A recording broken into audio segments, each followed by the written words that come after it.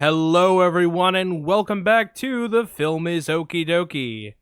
My name is CJ and joined as always is my incomparable co-host Tommy. Hey Tommy, Cutlets. So I was thinking, I feel like if someone just jumped into our show with this episode, Okay. I feel like we should come up with some sort of quick, snappy way to succinctly describe the show so that, you know, if someone's listening for the first time, they're like, oh, okay, I get the gist. And they're not just thrown into this. Maybe Sure. we're like, welcome to The Film is Okie Dokie, where one of us picks a movie and we talk and then we watch it and we talk. Well, let's workshop it over the next few episodes. That is not succinct verily at all.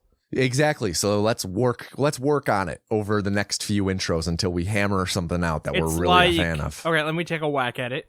Okay. Right? I like to whack it. Yeah.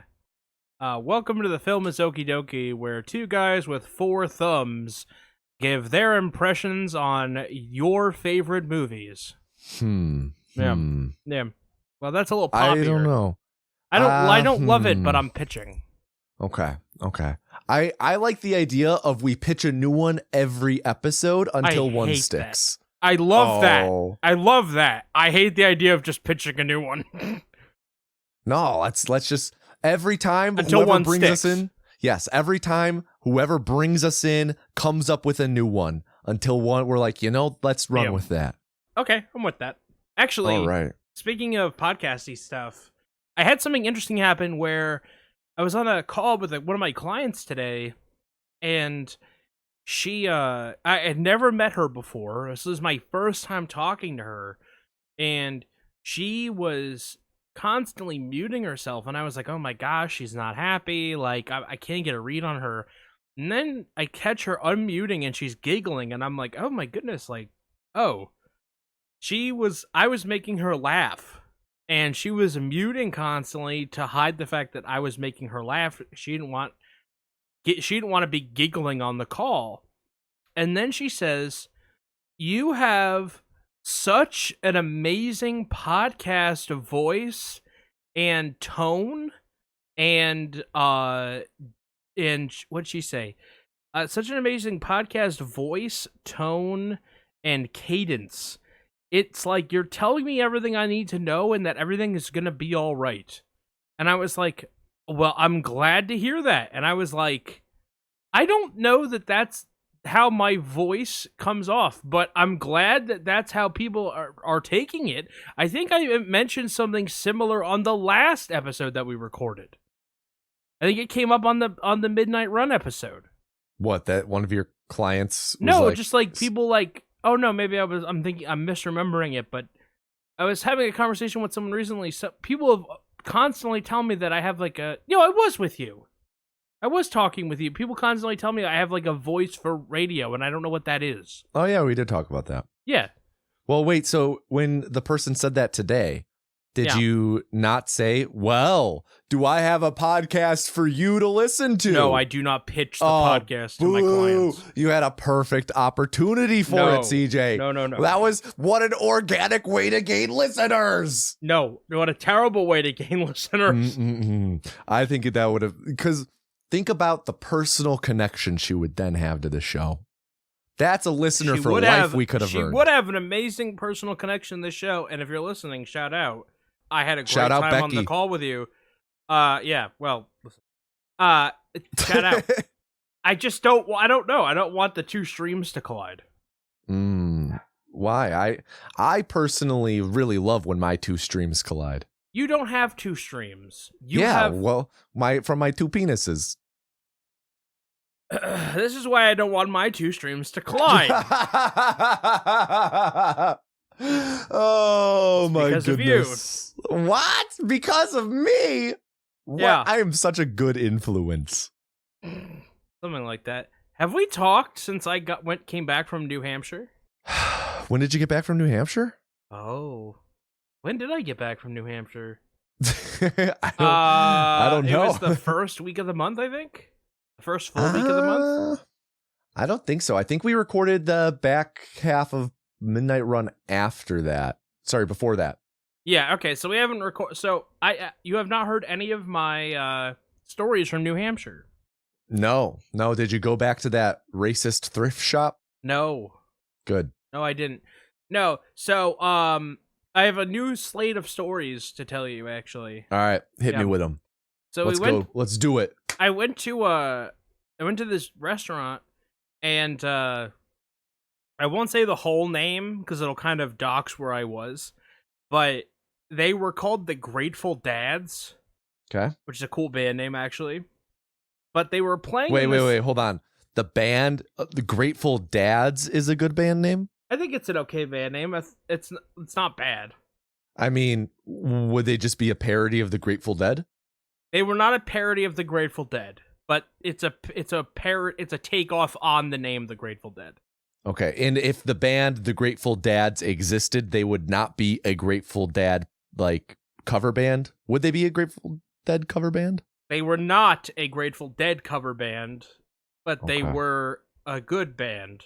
Okay. Wait. You said a band? I thought you said that you went to like a store or a restaurant called the Grateful Dads. No.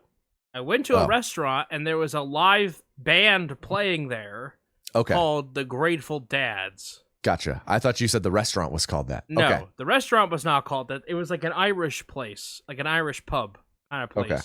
And they had these guys there, they were called the Grateful Dads. And it was like, cool. They were doing like, I don't know, they were doing some like banjo and some like steel guitar stuff. And I'm like, this is not what I'd expect in an Irish place. And then it's like, oh, then they changed like the Irish stuff. And I'm like, oh, okay. And then it's like the last song, they did a couple of like folksy, and it was like folksy Irish songs. I'm like, oh, it's pretty good. And then they did like one last medley, which had like a bunch of like different mashups in it, like CCR and like I think one of them was Bob Dylan. I don't know. I don't listen to Bob Dylan. But it was pretty good. They were pretty fun. And then they sat and hang out and ate dinner and drank beer with us. So it was cool. Nice. Yeah. So that was like a first night there.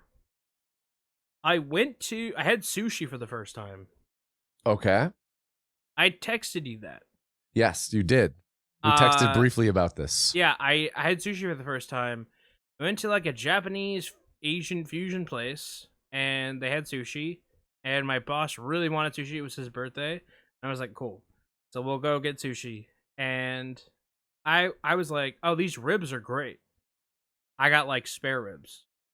And I'm like, oh, word. Oh, I want to get another order. There was like an appetizer. I was like, let me just get another order of these. And they're like, you got to have sushi. So I'm like, all right, let me get another order of these. And I'll do some sushi. I'll just have some sushi. I like whatever. So, I don't really know. I just ate whatever everyone else ate. Didn't care for it. Not my thing.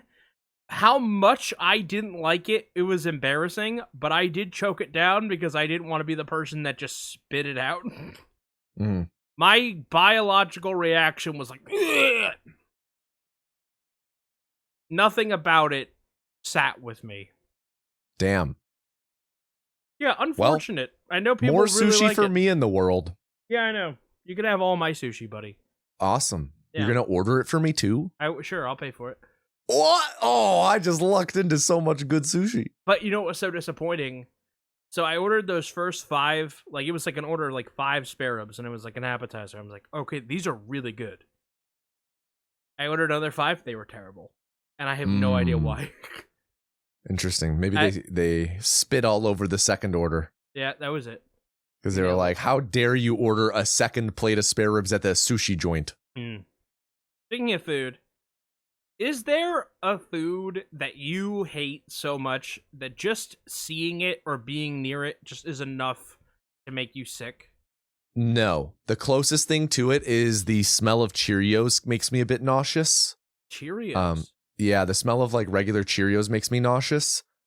Because my little cousin, I used to go over to their house every day before school because they lived right next to the school and they would watch me while my mom was at work. And just the smell of regular Cheerios, not like the honey nut, it just gets to me, and it, I associate it with like baby diaper. Yeah, okay. All right. But that's probably the closest thing to it. I mean, I'm not visually repulsed by any foods or anything like that. So, I think you might say that it's fair to say that I have a particular palate. You have maybe the most particular palate of anyone I've ever met. I don't think that's fair. I think it's true. I've met people with pickier palates. Well, I'm not sure I have. Wow. All right. Anyway, so, it's like, but usually I can find something to eat basically anywhere I go. Right? And in worst case scenarios, I can choke down something. Like, I'm not repulsed by something, I just don't enjoy it. Right? Okay. There is at least one food that there's two things that will make me projectile vomit. I know at least one of them. Which one of them? Mayonnaise. Mayonnaise is one of them. Mayonnaise is really gross. Your favorite instrument. Yeah, I also really don't like mac and cheese. That's another big one. Right. I remember you talking about that with the sound. Yeah, I'm just getting sick thinking about it. But the one that will, like, on site, the smell, I can still smell it. I don't know if that's a real smell or if, like, my brain, like, is telling me I can smell it. The visual of it makes me ill. Green beans. Interesting. When I was a kid, my sister force-fed me green beans, and I, like, projectile helicopter vomited around her room. So you were spinning. I spun, yes. Okay. And my dad and my sister were so mad at me, they made me clean it up, and they're like, you were so dramatic, and I'm like, okay. Whatever. Yeah, I chose to do this. Yeah, I was forced to eat something I didn't want, and I threw up. So I can't even, like, to the idea that it would go to my lips. So we go to the Christmas party. Christmas party was lovely, by the way. Wait. I thought we were talking about your trip. Yeah, I thought we were talking about your trip to New Hampshire. It's February. Why was there a Christmas party in New Hampshire in February? Because travel and some delays. So we had a Christmas party in New Hampshire in February. Okay. So good call out. So we had a really late Christmas party. It was a lovely time, and it was probably the best holiday party I've ever been to, like, genuinely. It was the most fun, and I think that it's really fun to easy to have, like, a fun holiday party that you like, when you like the people you work with. Like, that was pretty easy. That does make it a lot more bearable. So I ordered the steak, okay? It was like a ribeye. Okay, whatever. I went to the waitress and I was like, hey, can I just get a plate with a steak on it? And she's like, no, we can't do that. Like, okay, fine. So it came with, like, broccoli, carrots, mashed potatoes, green beans, and the steak with gravy. What kind of gravy? Like, I also hate gravy. Like a brown gravy or a white gravy? Like a brown gravy. Okay. On the steak. Okay. Now, I also don't like my food to touch. Okay. But I can get over that. Like, my sister can't, but I can. It was in a pile. So, like, the mashed potatoes were on the bottom. The vegetables were all underneath the steak in the mashed potatoes. Like, in a pile in the mashed potatoes. The gravy was on top of the steak for the mashed potatoes. I couldn't eat any of it. It was served in a pile. Like, I'm not saying, like, oh, like, the steak was touching it was served in, like, a mound. I was like, why would anyone want to eat it this way? And then the green beans were touching everything. I was just, You don't like meat mounds? Dude, I couldn't do it. That was one of my nicknames in college. Tommy, you're making a joke. I'm actually retching right now. What? My nickname was Meat Mound? No, at the fucking green beans and the meat. At everything. At the meat pile. Your nickname was not Meat Mounds. Yeah, it was. No, it wasn't. Of course it was. You didn't know me in college. It also wasn't Tomato Anus. Well, no, I was Meat Mound. Yeah. That's your second channel. Meat Mound? No, my second channel is Tomato Angus. Your third channel. No, that's Angus on Demand. Your fourth channel. No, that's The Film is Okie Dokie. Your fifth channel. Hold on, wait, let me pull up YouTube real quick and check to see. If Meat Mounds is available. No, that's Tomato Anus Patreon cut. Oh, okay. I'm not going any farther. Anyway, I just couldn't eat it, so they were Damn, like... you stopped right before the diamonds, CJ. I know. What's your sixth channel? Meat Mound! Hey, Meat Mound, there you go. So then the waitresses kept coming over and being like, is something wrong with your food? And they were very concerned. I'm like, no, it's okay. And then the one that told me they couldn't do it is like, is it because your food came and we didn't get it with all the other stuff off of the plate? And I was like, yes. And they were like, well, we couldn't take all the other stuff off the plate. I'm like, that's fine. I just couldn't eat it. And they're like, oh, I wish there was something we could do. I'm like, I feel like there was. I was, but it's fine. I didn't yell at anybody. I didn't yell at her. Good. We did not escalate the conflict and get banned for trying to order a churro. Let's go. I didn't. Of course I didn't get banned for trying to order a churro. I mean, not there. At the churro place you did. Oh, right. Yeah, I did. Yeah, they had dessert, though. The dessert was good. Oh, one other thing. My job still doesn't have an elevator, so every time that you have to leave, you have to go down 4 flights of stairs. Is there a plan to install the elevator, or are you just anticipating them to add and install an elevator to the building? The elevator is out of order and has been the entire time that I worked there. Gotcha. Did you ask it around at all? Is it like still out of order, or was it just out of order again? It's still out of order, and the building has made no plans to fix it. I feel like that's probably like against some ADA laws or something. That's what I said. I'm sitting here huffing and puffing. Dude, so when you get it in the morning, it's not that bad because you can park on the second floor and then you only have to go up 2 flights of stairs. But if you want to go to lunch, you have to go all the way down to the ground floor and then come back up. That's the worst. And then if you have a meeting on the 5th floor, fuck that. That's 5 flights of stairs. I'll sprint up those. Yeah. Be nice and sweaty for the meeting. Because you know what else they called me? What? Sweaty meeting guy? No, meat sweats. Oh, jeez. You had lots of nicknames. Oh, yeah. Dozens of them. I got binders full of nicknames. Exactly. How have you been? Do you have anything that you wanted to bring up? I've been good. I've been busy with, just real life stuff. The Super Bowl happened recently. Had some friends over for that. Did some cooking. Did you smoke any meat? No, we did not smoke any meats. It's been pretty cold here, so we've not really gotten out the smoker from the basement. You said you were gonna. Yeah, but we decided against it because it was too cold. It would just be... I know it's a bummer. But we wouldn't be able to get the smoker up to the correct smoking temperature with how cold it's been. So it'd just be a waste. We'd have raw meat to serve. So just made some chili and mac and cheese. So, but other than that, no, I'm don't really have too much to report on here. Just been, reading a bit, watching some movies, playing some games. Nothing too out of the ordinary. Okay. I'm not going on any business trips or haven't been on any, so yeah. Loser. I know. I feel like I'm living such a I don't think I recently, how about this? We went to the Chicago Symphony Orchestra on Friday. Ooh. Yes, that was our Valentine's Day. It was really cool. I had never been to the orchestra before. Jade, being a musician instrumentalist, she is.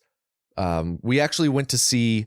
She's been a fair bit, and we actually went to see her favorite violin concerto, and it was a blast. So I don't know. Maybe I'll be recommending checking out your local orchestra at the end of the show. We'll see. That'd That'd be unique. Yeah. We'll see, though. We'll see. I don't know. I don't want to spoil anything. Yeah. Well, don't spoil anything. That's true. Okay. Speaking of spoiling things, Tommy. Yeah. We're watching a movie today. Yeah, we are. What are we watching, CJ? We're watching Coming to America. Yes. So, you brought this movie to the table. Why don't you tell us about your relationship with it, when you first saw it, all that kind of jazz? Yeah, this movie feels like a movie that I've just always have seen. I know that I have had to have seen it for the first time at some point. I feel like I saw it on TV for the first time. Like, this was one of those movies that I would walk through the room and it was on TV and we'd be watching it. Someone would be watching it in the house and I would just sit in and watch some of it.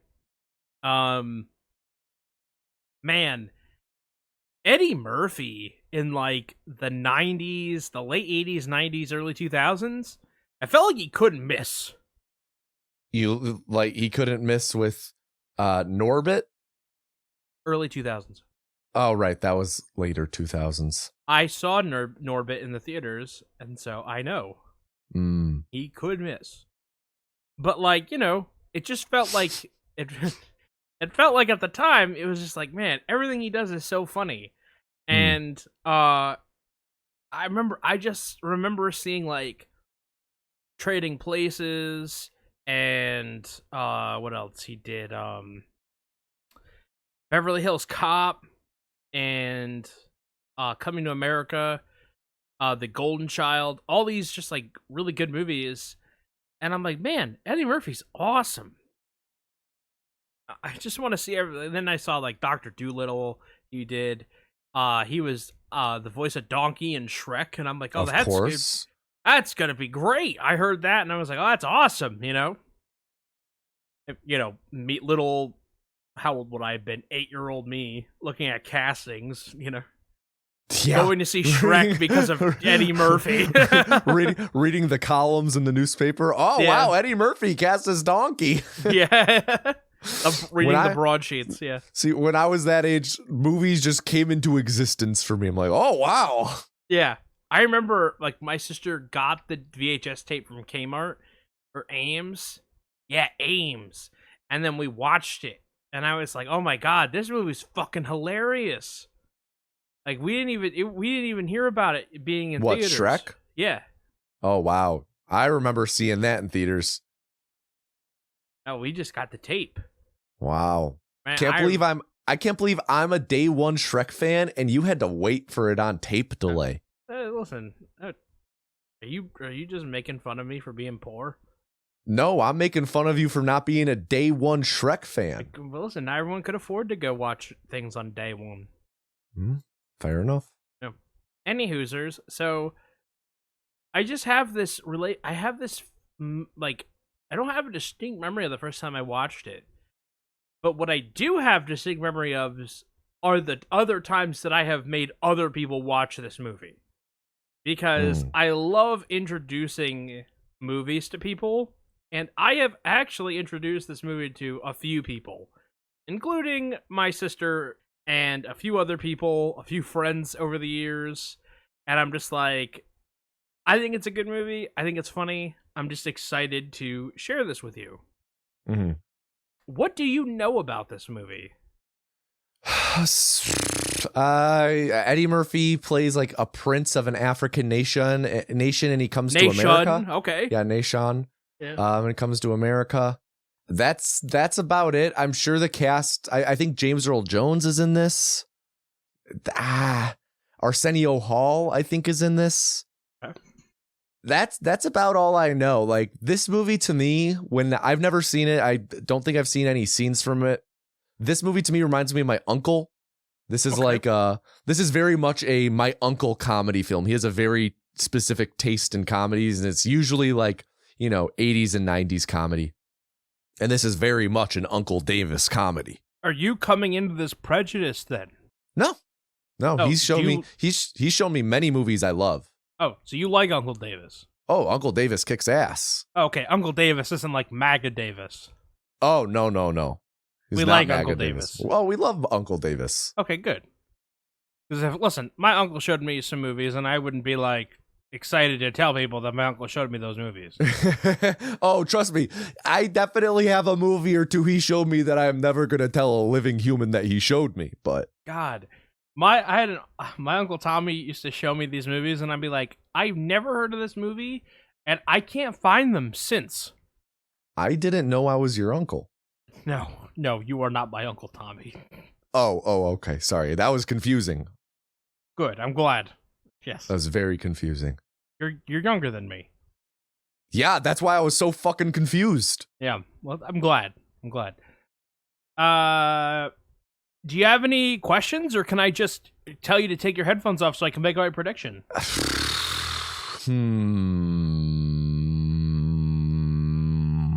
I guess question up front, have you seen, I know that this movie had a legacy sequel recently. Did you see that? I did not. Okay. I had no desire to revisit this movie as in the way of a sequel. Right. Gotcha. Yep. Okay. You know what? I don't think I have anything else to ask about, so I'll take off my headphones right now. Why don't you fire away and then shoot me a message once it's time for me to put them back on? Okay. All right, everybody. So my prediction here is that Tommy is going to give this an okie dokie. I think this is going to get the big old Uncle Davis seal of approval. And I am really excited to show him this. I think that this is a movie that's hard to not like. And I would be very interested, and would actually think it'd be challenging for him to find ways to tear this movie asunder. So, all that having been said, I think this is going to be a slam dunk for me. Okay, I'm back. Hi, back. So I'm curious if you're gonna get it right this time, because so far on this podcast, people are 0-2 with predicting whether or not I would like a movie. I was right about. Wasn't I right about The Searchers? No, you said that it was going to narrowly edge out and be. You said it was going to be borderline, if anything. Oh, But you thought that my predisposition towards westerns was going to greatly affect my enjoyment of it. well, there you go. And then Jade was wrong about V. Yes. Fucking Jade. Fucking Jade. Well, you should have left her at the orchestra. Am I right? Whoa! Yeah. I'll just leave that in for her to hear you say that. She heard me. Wow. Yep. All right. Well, everybody, thank you so much for listening. If you would like to pause the podcast and listen to the companion audio podcast, which is located in the description below, you can do so by pausing the podcast right now. Oh my god, I need that phone. The burger phone? I need that phone. I need it. That's like the thing from Juno. Remember that? It's been a while since I've seen that movie. I don't remember the burger phone in it. I'm staying at the Waldorf Astoria. When you see him, call me. God, his voice is just the best ever. Do you have a favorite James Earl Jones role? Acting wise, it might be Field of Dreams. Mine's The Sandlot.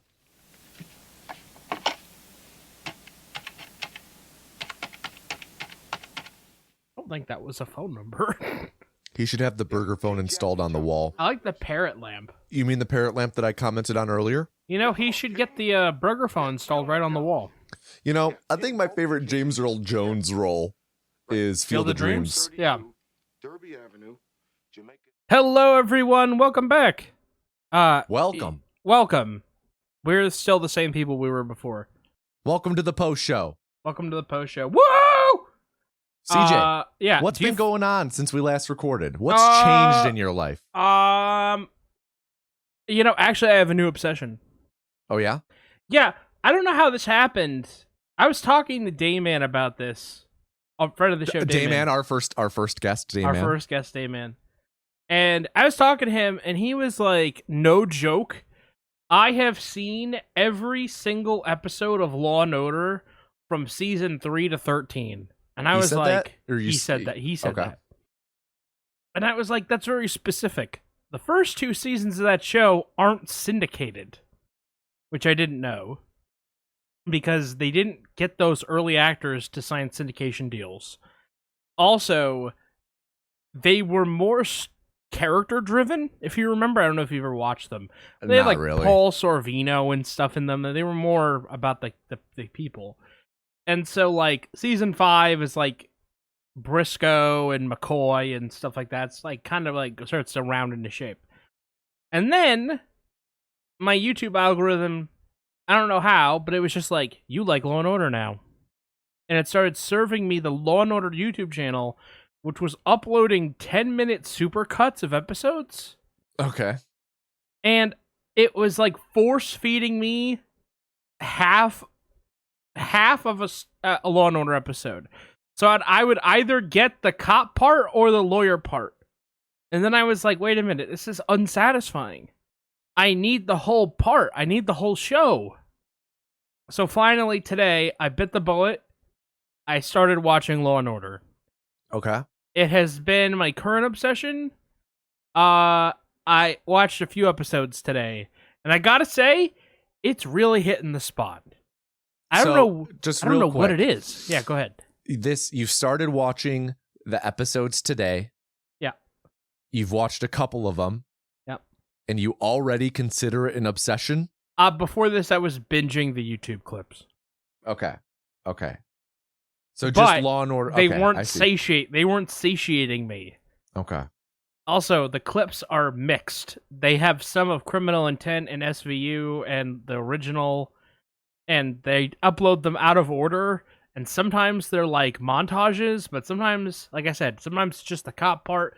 Sometimes it's a supercut of the whole episode. Sometimes it's just a supercut of like just the lawyer part. Like, I can't stand it. I couldn't stand it.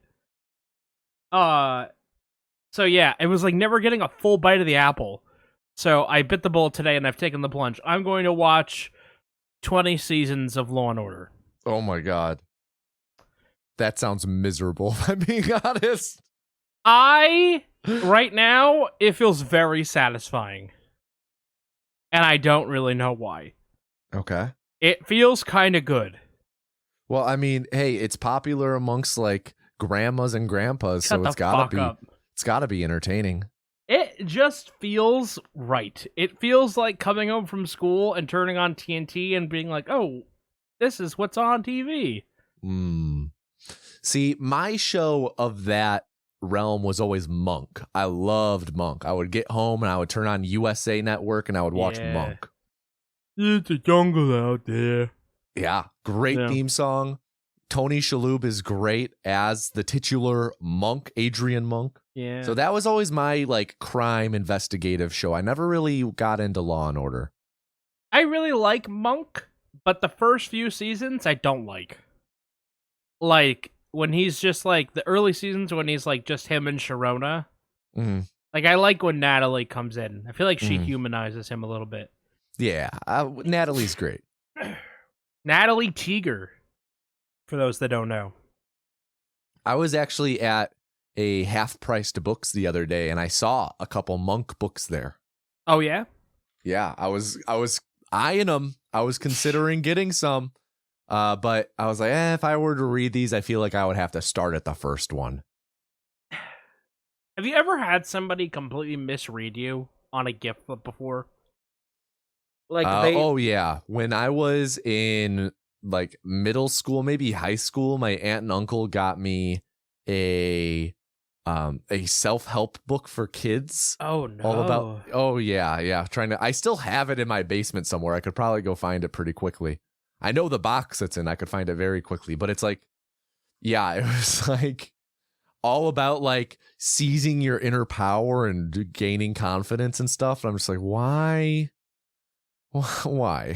I had a aunt and uncle, technically a great aunt and uncle, who growing up would take the time to ask about what my interests were, but would always just miss the mark, right?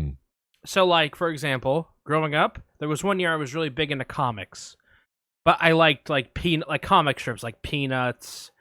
I liked, what else did I like? I liked the Simpsons comics.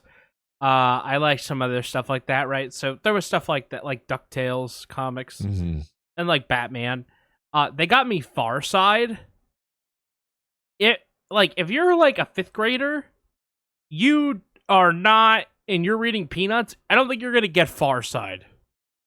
I'm not saying it's like Shakespeare or anything, but it's like different.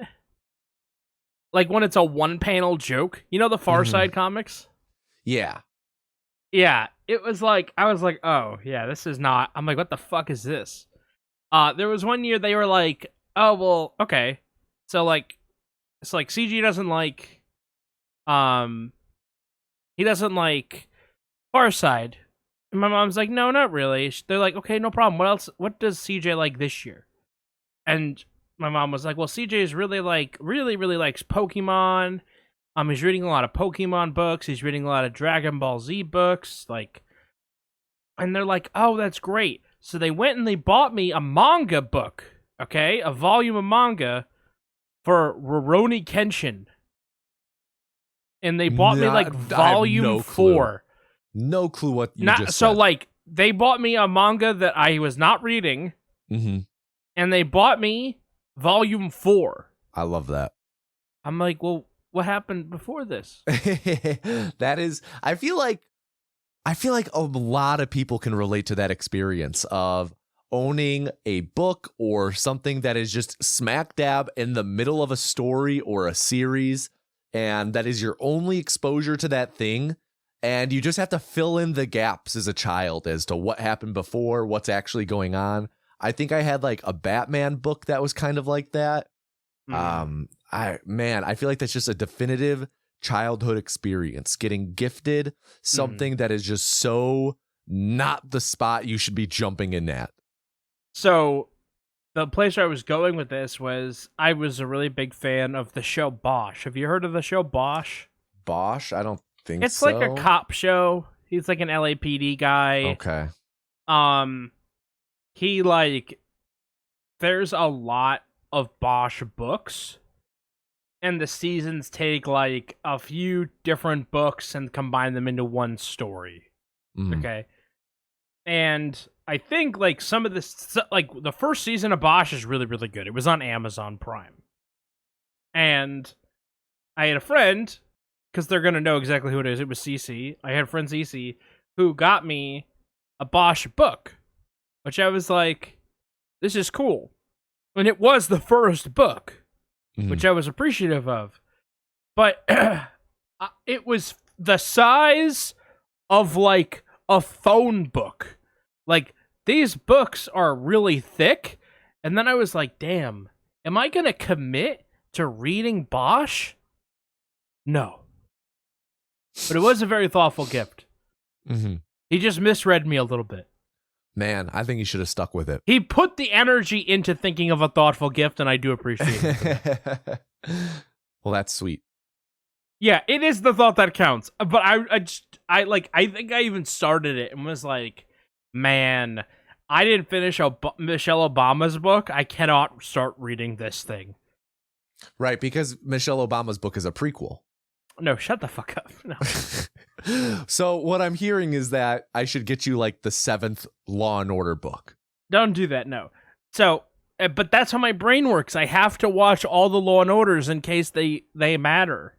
Hey, I know that they don't. Can I spoil? Yeah, I was going to spoil for you. They don't matter. I know that they don't matter, but I have to. Yeah. Speaking of things that don't matter, we don't often talk about what we do outside of this, but you are a speedrunning content creator. Yes. A very popular series of videos where you do Speedrun Explains, right? Very popular is not how I would describe them, but okay. Immensely popular. You're going in the wrong direction. Yes, very, very popular. Still in the wrong direction. You are immediately you are a celebrity in this space. Even farther in the wrong direction. Literally people lining up for your autograph. That has never happened once. It happened after your run, and I was not asked for one autograph. I was there. And there was not a line of people waiting for an autograph. There was not a line, but there was one person. They did not ask for an autograph. Maybe a selfie. That sounds more right. An Ussie, yeah. An Ussie, yes. Yeah, an Ussie. So, I also had a channel called Speed Docs. And wait, my channel's called Speed Docs? No, my channel. I had a channel. Oh, okay. Yours is called Tomato Anus. Well, that doesn't seem like it'll take off. I know. Mine was called Speed Docs. So it died. I put it to bed. I put it to rest. I announced that it was dead. Now, I want to say a few things about that. This is going to be a brief in memoriam, post-mortem kind of thing on it. We won't take too much time about it. I'm going to try and limit myself to about 5 to 10 minutes on it. Because this can get real self-indulgent real quick. But, why did I feel that so I announced yesterday that it was dead. When this comes out, it'll have been dead for several months. And I hadn't uploaded in a long time. And I felt that it was important to the people that had actually cared and had been with me for a long time. They deserved that closure, to know that I was actually done, because there were some people that were asking me on a regular enough basis, when is the next episode coming out? When are you making this video that you said you were going to make 5 years ago? Right? And I do want to talk a little bit about why I made Speed Docs, and I want to talk a little bit about what I don't like about content creation, and then I want to end with why I decided now is the time to end it. So I had an argument with my boss at my job. This was a long time ago. It was my old job, and this would have been 2018 or 2017. We had an argument because I had this idea. I was really young and I was ambitious, and I had this idea. I was 23, and I wanted to advertise in the movie theater. We were going to get digital signs in the movie theater, and it was a great opportunity, and I had met the guy, and we had a great price, and my boss just wouldn't even talk to me about it. Would just shut the whole thing down, and it was so frustrating because I had put in so much time and energy into this. He wouldn't even give me the time of day, and I was just trying to get him to listen to me, and he just said no. And I got frustrated, and I said, so that's it then? He said, yeah, well, it's my gig, so yeah. And I left that so mad. And I'm like, fine, well, I'm going to go get my own gig. I continued to work there for a long time, but I made the distinction. I'm not going to leave. I'm not making this my personal aspiration. It's something that you have to learn when you're young, that you have to get that moment where your boss just beats out of you that this can't be your personal aspirations too, right? Like, this can't. CJ saying everyone needs to get beat. Yeah, exactly. So I was like, okay, so I started my own business and didn't work out, and the thing that came out of it was Speed Docs, and we reorganized and we made Speed Docs for a little while, and it never grew to the height that I wanted it to. But the first Speed Doc video came out right after my stepdad had passed away. Like, right after. When the video went live, the first video went live, we already made one that came out on CC's channel. YouTube Gaming retweeted our video. And I was shopping for a tie for his casket. And I'll never forget that. I was in Burlington when I got the tweet. The coat factory? Yeah, the Burlington Coat Factory, yep. We were trying to buy a tie that would match the suit that we bought him.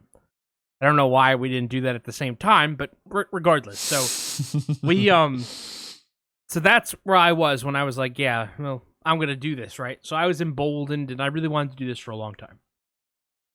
And then things started slowing down, and I would go hard. I would, grind all weekends, and I was still working 40, 50 hours a week at my day job, and, I really pushed out other relationships. I didn't really pursue actively pursue relationships because I was like, this is the thing that I'm doing. And, you know, for better or for worse, that's not the most healthy thing. I made a lot of choices that were not for the best for my mental health. And then when it was all said and done, I looked around. I was 30 and I didn't want to do it anymore. You know? And I think that's really important. In the internet, everything kind of feels like nothing changes and everything changes all the time. Yeah, but when I started, I was 22 and now, or 23, and now I'm 30. Like, I am not the same person I was when I started Speed Docs, and it's unrealistic to expect anybody to be the same person that they are when they start something 7 years ago, or to want the same things, or to want to do the same things. And for example, I don't want to video edit anymore. That's not what I want to do. I don't want to finish a 50-hour work week and then work all weekend on a video project. You know? I just don't want to do that. I'd rather hang out with my friends. I'd rather pursue other interests. I'd rather, do other things. I have other hobbies. I have other interests. And also, just I'm not as linked to speedrunning as I used to. I'm not as dialed into that community. And there are some things about content creation that I don't like, and the biggest one is one that is applicable on the content creator side, among other content creators, and on the fan side of people that watch your stuff. And it is so simply put as comparison is the thief of joy. Mm-hmm. That's a great quote that I've always loved. You can make something and love it or hate it. I can't go back and watch most of the stuff that I make because all I see is how I think it can be better, right? Or how I got better over time, right? All I see are its faults. But that's not how other people enjoy it. And there are a lot of people that watch it, enjoy it, and don't say a damn thing about it. But the vocal minority come out, and all they want to do is tell you how you're not the other content creator that they like. They just want to tell you that.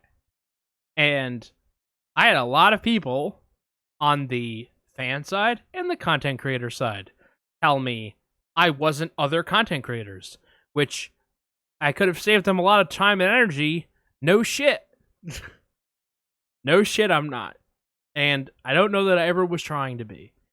But, it was like, people always acted like I owed them something.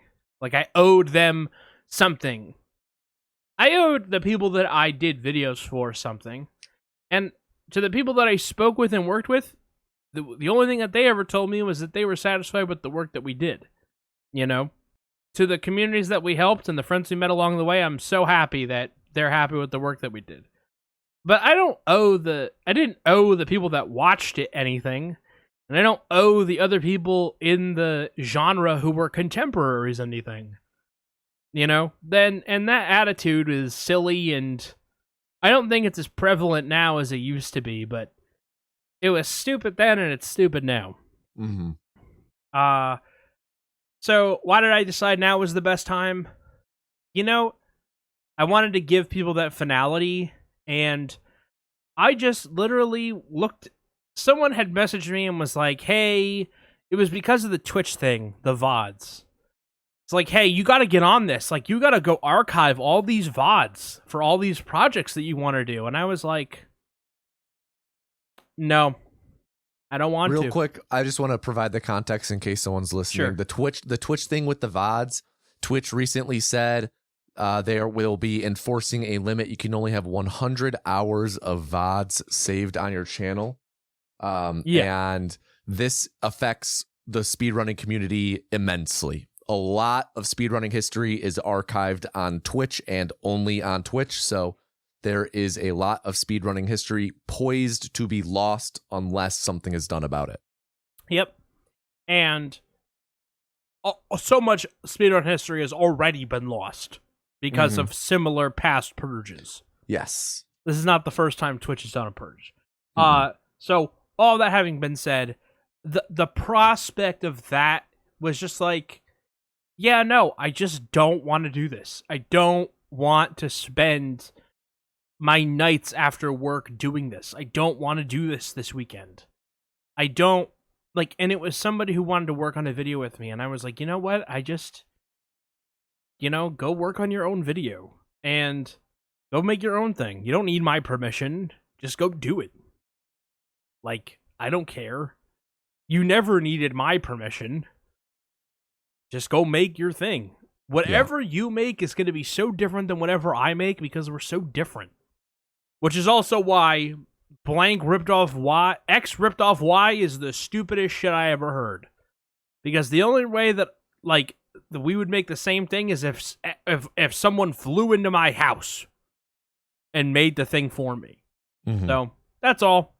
Speed Ducks is dead. I feel very liberated. I feel very light today. It is a little sad, but I feel we are still going to keep Speed Ducks around because we are still going to do STAT, which is our charity event. We're going to be doing more charity stuff. We're going to be doing more community stuff, not less.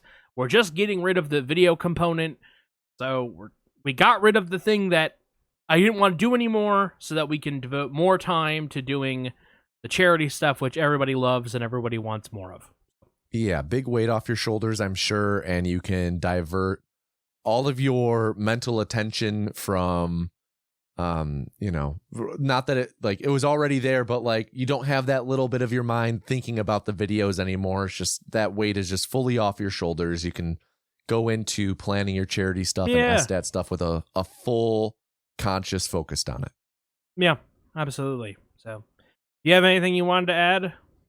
I wanted to comment on that thing you were saying near the end about like the idea of people being like, oh, you should make this video, or people, the idea of people making videos on the same topic and the idea of, oh, well, you made a video on it, I can't, or vice versa. I think that is one of the worst mentalities plaguing YouTube. I do think that it used to be a bit more pervasive than it is now, but I just hate that mentality of like, say I made a video covering a game and then Speed Docs did, people being like, in the creator's mind, we're always fearing this idea of, oh, well, they made a video on the topic, I can't, it's been covered, but the viewer doesn't look at it as, oh, wow, well, they already made the video. These other people already made the video, so why would I watch this one?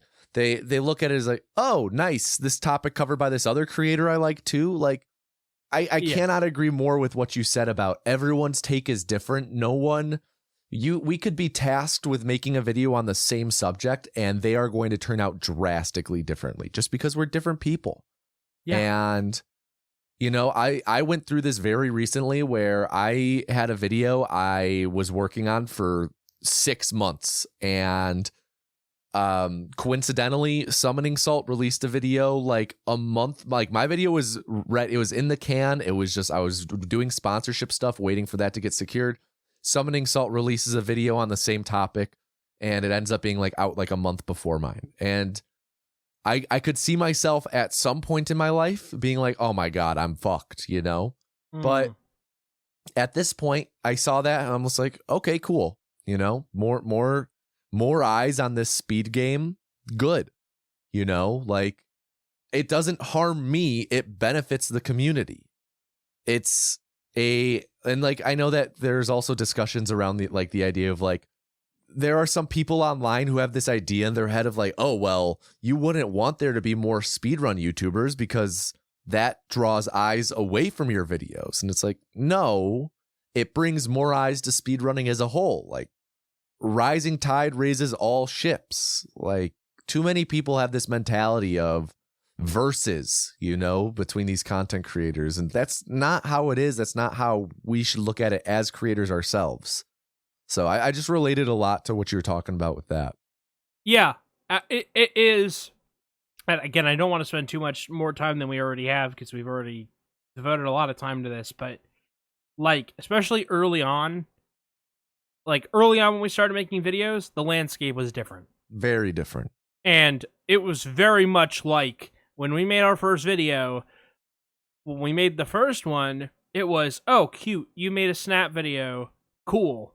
We made a second one, it's like, you really need to start crediting Summoning Salt for the idea. And like, he deserves recognition from your videos. It's like, you actually owe him an apology. It's like, what the fuck are you talking about, man?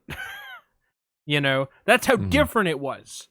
That's how different it was. Other content creators were coming to us and being like, you actually need to go to him and like apologize. And that's not, you know, that's just silly. Imagine saying that shit to someone today. Yeah. You know, it's like, Tommy, you actually owe this other creator an apology because you made a video on a topic that they made a video about. No, actually, I need to go apologize to Bill Nye because you can't explain anything without crediting him, of course. Oh, yeah, and he needs to go apologize to Captain Kangaroo because children's television, you know? Yeah. Yeah. So, no, it's just stupid. So Very stupid. Listen, I gave a specific example. There were a lot of specific examples throughout the tenure. I'm not going to miss any of the drama. I'm not going to miss any of the bullshit. What I will miss are the people that genuinely just appreciated that we worked hard and we gave people something that we liked making, you know, that they could enjoy. You know, watching someone discover speed docs and then comment on every single video was such a fun thing to see. You know, I will miss stuff like that, but also, you know, it was time, and I am excited to, you know, not have that weight over my head anymore. Well, I'm glad that, of course, you know, it's always a bit of a melancholic day when a chapter closes, but I'm glad you're closing it on your own terms and that, you know, you're spinning it into something different. Yeah. Yeah, for sure. Oh, man. What else is on the show notes? Hey, CJ, how was your weekend? Fuck. Well, actually, I have good news. Okay. My house isn't sinking. That's good. So if you don't know, I didn't know that was a possibility. Yeah. But I'm glad to hear that it's not. So if you don't know, my house has had some problems recently. My furnace went. The wind took part of the roof off. Last year, we had a sewage leak, so we had to get the sewer line repaired. We had to get all new plumbing lines put in because they couldn't find the sewage leak. Like, the stairs broke going into the basement. Yeah, like, we've had a ton of problems. The pool broke a couple years back. We had to fix that. So the pool? Yeah, we had an in-ground pool. Right, yeah, the pool that's filled with dirt? Yeah, my dirt-filled pool, yes. That was it the pool breaking that led to you guys filling it with dirt? Yes. Okay. So that's the how lining you fixed ripped. it? When you say you fixed it, you mean you filled it with dirt? So the lining tore during COVID, and it was a 2-year waiting list to get someone to repair the liner. Mm-hmm. And it was just going to continue to get worse. And the pipes would freeze and stuff, so the best thing to do was to fill it in with dirt. But anyway, so then we had someone come over because from the sewage leak that we had and from all the water problems we had from the furnace being out and everything, we have some cracks in the foundation and everything. But so you can see some cracks in the foundation, you can see some splitting in the walls, and we were worried that, you know, there's some sinking in the foundation. As you know, you've been to my house. When you come into the basement, you have to duck under an I-beam. You know that. Right, I do know this. What you don't know is that part of what's holding that I-beam up is a bottle jack. A bottle of Jack? No. Now you're being silly. A bottle jack. A bottle of Jack? Yep, you nailed it. Very tough. So we had to have a foundation repair guy come out and do an estimate. Guy came out and said, no. Your house isn't sinking. It's just settling. And then we walked him around the house to every place where there was a crack in the drywall or a crack in the foundation. And he explained that when you have a house with as many additions on the original foundation as ours does, what happened is those additions over time pull on the existing house and create cracks, which means that the house settles in a way different than the foundation when it was originally laid. I also have a bunch of different types of foundation. I have stone, I have flagstone in the front, I have giant blue stone, I have brick and mortar, I have cement, so I have a ton of different kinds because I have a bunch of different foundations. So I'm like, this is great news. I'm going to go out and get a bagel. I go out and get a bagel, and then I'm like, you know what? I'm feeling lucky today. I'm going to go to the gas station. I'm going to fill up on gas. And whatever's left out of my 20, I'm going to go buy lotto tickets, like scratch-off tickets. I go in, and I buy scratch-off tickets. And I go in my car, and I scratch them off. And then I don't win. So I'm like, okay, I'm going to go get a Gatorade. I go inside, I buy a Gatorade. And then I'm like, all right, time to leave. I start slowly backing out, and I cut the wheel just a little too hard, and I accidentally scrape the car in front of me, the car to the left of me, and I got into a little fender bender, and I was fucking pissed. I was like, God damn it. I was like, I was feeling lucky. Today was supposed to be a good day. Now I get in a little fucking accident. Wow. So then I pull back in, and then I'm at a gas station, so I'm waiting for the guy to come out. Guy comes out with his thing, and I'm like, hey, man, I hit your car. He just looks deflated, but I'm like, yeah, I know. I'm so sorry. I show him. He's like, is there any damage to your car? I'm like, no. We look at my car. There's no damage to my car at all. Get fucked, other guy. Dude, no, shut up. So I just feel terrible. And I give him my insurance information, and I give him my phone number, and he's like, yeah, we just got to call the cops. So I'm like, yeah, I totally get it. So we wait for the cops to get there. Cop was really nice. He was like, this is the first time in like months that both people have had their information. Like both of you guys have your registration, your license, your insurance. And I was like, that's cool. So got that all sorted out. I just felt like a fucking asshole. I kept apologizing. He's like, no, you're good. I'm sorry about your car. I'm like, I don't be sorry about my car. My car's fine. So that was my weekend. I went from being on cloud 9 to being fucking sunk in the dirt. Wow. So rather than your house sinking, you sunk. Yeah, a little bit. Wow. Yeah. So I was saving that story. I did not tell you, I don't think, that I had an accident. No, I mean, no. Wow. So very minor. I guess are you going to show up to court in a neck brace? No, I'm not. We're not going to court. Oh, why? Well, you should sue him. Why would I sue him? For every penny. I mean, he put his car there. No. He put his car there. He should have known. Shut up. He should have known better. No. No. He was a great guy. And that's why you hit him. He's too good. No. Clip him down. No. Clip him. Show him who's boss. You know what's fucked up? By the time this episode comes out, my car won't be fixed. Wow. I just got a call from the fucking... Wait, you said your car's okay. Yeah, so I got to take it to the body shop to get an estimate. The only thing that was messed up was that a little piece of paint chipped off. Oh, wow. Fuck that guy. Put in his car there. Shut up. Fuck him. All right. Should have made him bite the curb. Coming to America. Wow. Stop producing me. The dogs are producing you too. Yeah, they are. Wow. Yeah. We're not allowed to segue on this show. It's we must accuse other people it's producing. You do produce me. I know. I segue a lot. No. You know. No, if I were for producing, I'd be like, now, CJ, can you speak into your microphone a little more? Is that what you're doing? Oh, my God. No, that's not what I was doing. All right, cool. So, Coming to America. We watched this, I think, exactly a week ago. CJ had seen, I had not.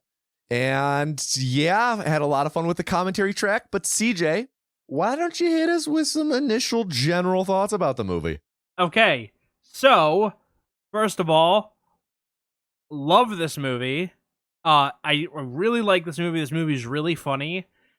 I think that this may be like one of the funnier movies from the 80s, definitely the late 80s. I didn't realize how early this was in Eddie Murphy's kind of film career, but he was in, I'm trying to think. So he was in Trading Places, right? I don't know. You don't know. I don't know Eddie Murphy's filmography off the top of my head. I guess I wasn't really asking. Oh, okay. Well, you said right, so I thought you were asking me. I'm kind of like confirming to myself. Okay. I pulled it up. He was in Trading Places, yeah. All right. I think his first movie was 48 Hours with Nick Nolte. Yeah. So he goes from 48 Hours, then he's in Trading Places. He's in Beverly Hills Cop in 84. He's in The Golden Child in 86. Did Beverly Hills Cop 2 come out in 87? Apparently. Then Raw, Eddie Murphy Raw. And then Coming to America. And then Harlem Nights. Now, Harlem Nights, not that good. But the rest of the movies, that's a pretty good filmography for the 80s right there. There's some pretty funny movies in there. 48 Hours, I don't know how funny it's supposed to be, but I like it. Anyway, so yeah, great. Love the show. Love the movie. I love the entire cast. If I had one thing that I would say about it is that I almost feel a little guilty liking it as much as I do, because some of the humor feels like it's not written for me, and there's a little guilt associated there. You know? Do you know what I'm saying? I think I understand what you're talking about. Yeah. Like, I'm laughing because I think it's really funny. I'm not laughing at the people, right? Is this your... Wait, hold on. Are you on your I'm not racist milk box or soapbox? Shut right up. now? Shut the fuck up. You're going to get me fucking shot one day, dude. No. This is you saying this. No, I'm done now. All right, what do you think? I thought that this movie was just all right. Wow. Yeah. It definitely has some good laughs. Predominantly though, I'd say it was a lot of just sensible chuckles. You belly laughed at that fucking glow thing. Yeah, like I said, there's some good laughs. A lot of the humor just didn't land for me. Eddie Murphy's great. I thought most of the supporting cast was really strong. I thought the music was fantastic. Yeah. But I definitely have some pretty big complaints about the structure and the pacing, and particularly the resolution. And just overall, I can't see myself saying anything more than like, yeah, it was all right. I have such a hard time figuring out if you like something or not. I think everyone does. No, because you and I can sit here and watch a movie, and you could be laughing the whole time. And then at the end, you'll be like, oh, we'll have to talk about it next week. And then next week comes and you're like, it was just okay. Yeah. I had a few hearty chuckles. I'm like, no, we laughed the whole time. I don't know about that. I don't recall laughing the whole time. I remember go back and listen to the commentary track. I can easily. I have the files. No, I honestly, even while I was watching, I had a thought mid-movie thinking they should rename this to Sensible Chuckle the Movie. Wow. Yeah. So wow. Those are I will get more into it as we go on, but Sensible Chuckle the Movie. Yeah, for the most part, it was just sensible chuckles. Really, the one thing that really got me was the soul glow. The soul glow was really great. But why don't we hop into recapping the movie? CJ, you can take the reins on this. That's fine. I will say really quick, I love the barbershop characters, and I love Semi. I love Arsenio Hall in this movie. Arsenio Hall's pretty good in this movie. Yeah. All right. I think that him in particular in the club scene, I think is my favorite part of the movie. But we'll get to that. I love the preacher character too. Mm. The Lord. All right. So, this is the plot of Coming to America. You ready? Yes. All right. So, exterior African country day. Oh my God, we're getting this in depth. Yeah. All right. Welcome to Zamunda, right? And there's like a band, and they're like, we are going to play music. And it's like, well, who are we waking up? We're waking up the Crown Prince Akeem Jafar. Today is his 21st birthday, and he has like a dude who walks around. He's got women that like throw rose petals down on the ground. He's got royal bathers. He's got 2 men that go in and wipe his ass for him. And his parents are James. So the prince is Eddie Murphy. The parents are King Jaffe, which is James Earl Jones, as well. And then Madge Sinclair is Queen. Is it Elolion? I have no clue. Yeah. Anyway, so the king and the queen. They're not that important. But basically, they're like, hey, we have picked out a very suitable bride for you. She has been bred since birth to be your bride. You're going to meet her tonight. And he's like, yeah, but... And then all of a sudden his friend Semi shows up and they're like, oh, I've come to get him for his royal exercise. They go and they start... I don't know how to explain this. Stick fighting? They start doing, like, stick fighting. I just want to add, like, most of this, like... We're already about like 10, 11 minutes into the movie, and most of this has been like set up just for how rich they are. Like CJ mentioned, like they don't just have a band, like they have a full like string quartet waking him up from a balcony. He has this enormous pool that he's bathing in, and like this woman coming out of the water like fully nude saying like the royal penis has been cleaned, and like he's not even allowed to wipe for himself. We also get full frontal immediately. Oh, yeah. Yeah. So... Well, not full, just the upper half. Upper half.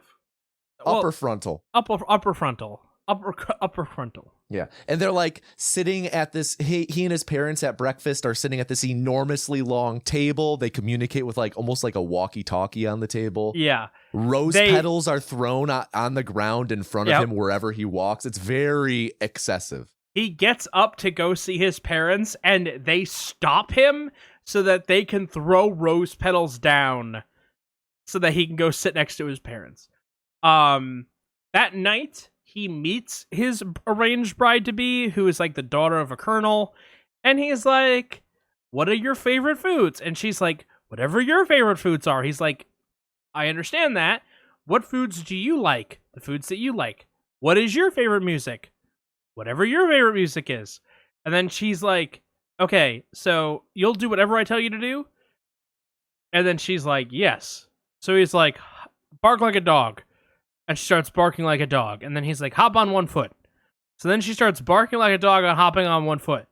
And then his dad comes in and sees this and goes, oh, great, you're getting along. and then they're like, sire, there's people out here waiting. He's like, let them wait, I'm talking to my son. So then they go for a walk. And, like, there's elephants. There's an elephant named Babar who meets Eddie Murphy, who, like, just hugs him. And then, like, he's like, I've never even left Zamunda. And he's like, the king is like, oh, you want to sow your royal oats. Cool. All right. So I'll give you 40 days. Go sleep around the world. Then you'll come back and you'll marry the colonel's daughter.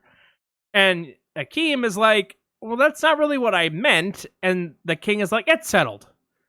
So then they go and they're like, I'm going to bring Semi. So him and Semi go to the map room and they're like, where are we going to go?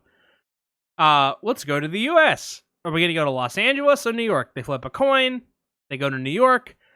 But New York is so big. Where shall we go? Where is the best place to find someone fit for a king? And then they decide Queens. So they decide they're going to Queens. So they fly there. They immediately get there, and the cab driver brings them to this like kind of destitute area.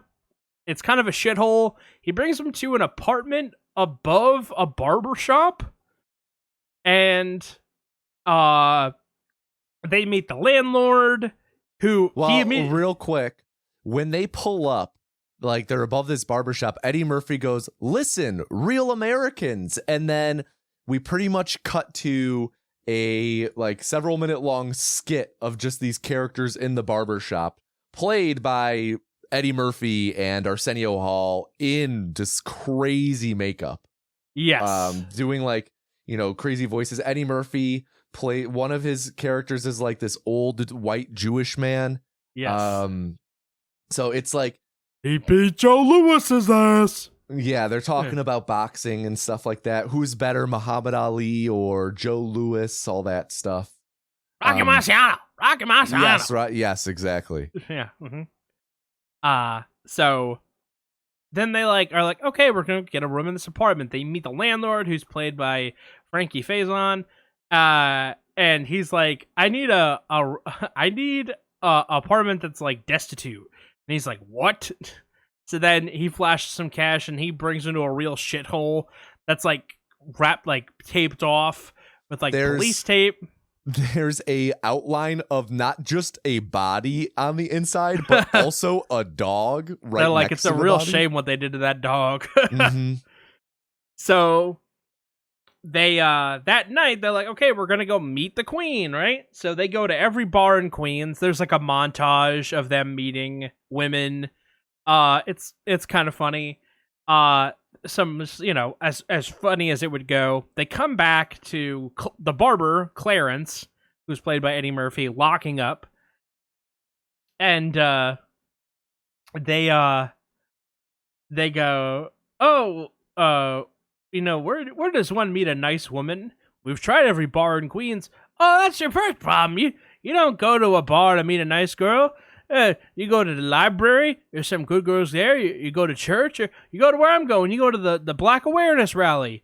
So they go to the Black Awareness Rally, and he meets Lisa McDowell,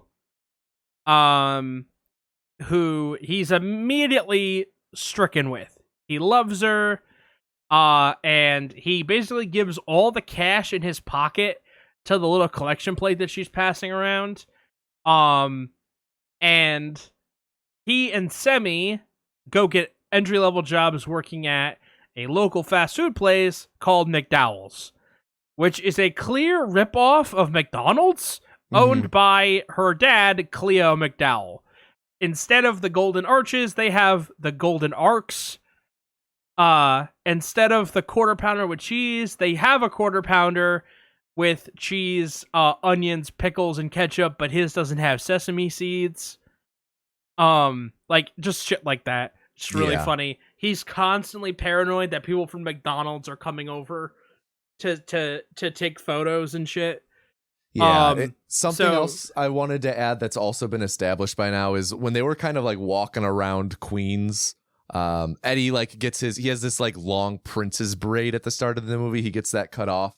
That hasn't happened yet. No, that happened. No. That happens before the Black Awareness meeting. No.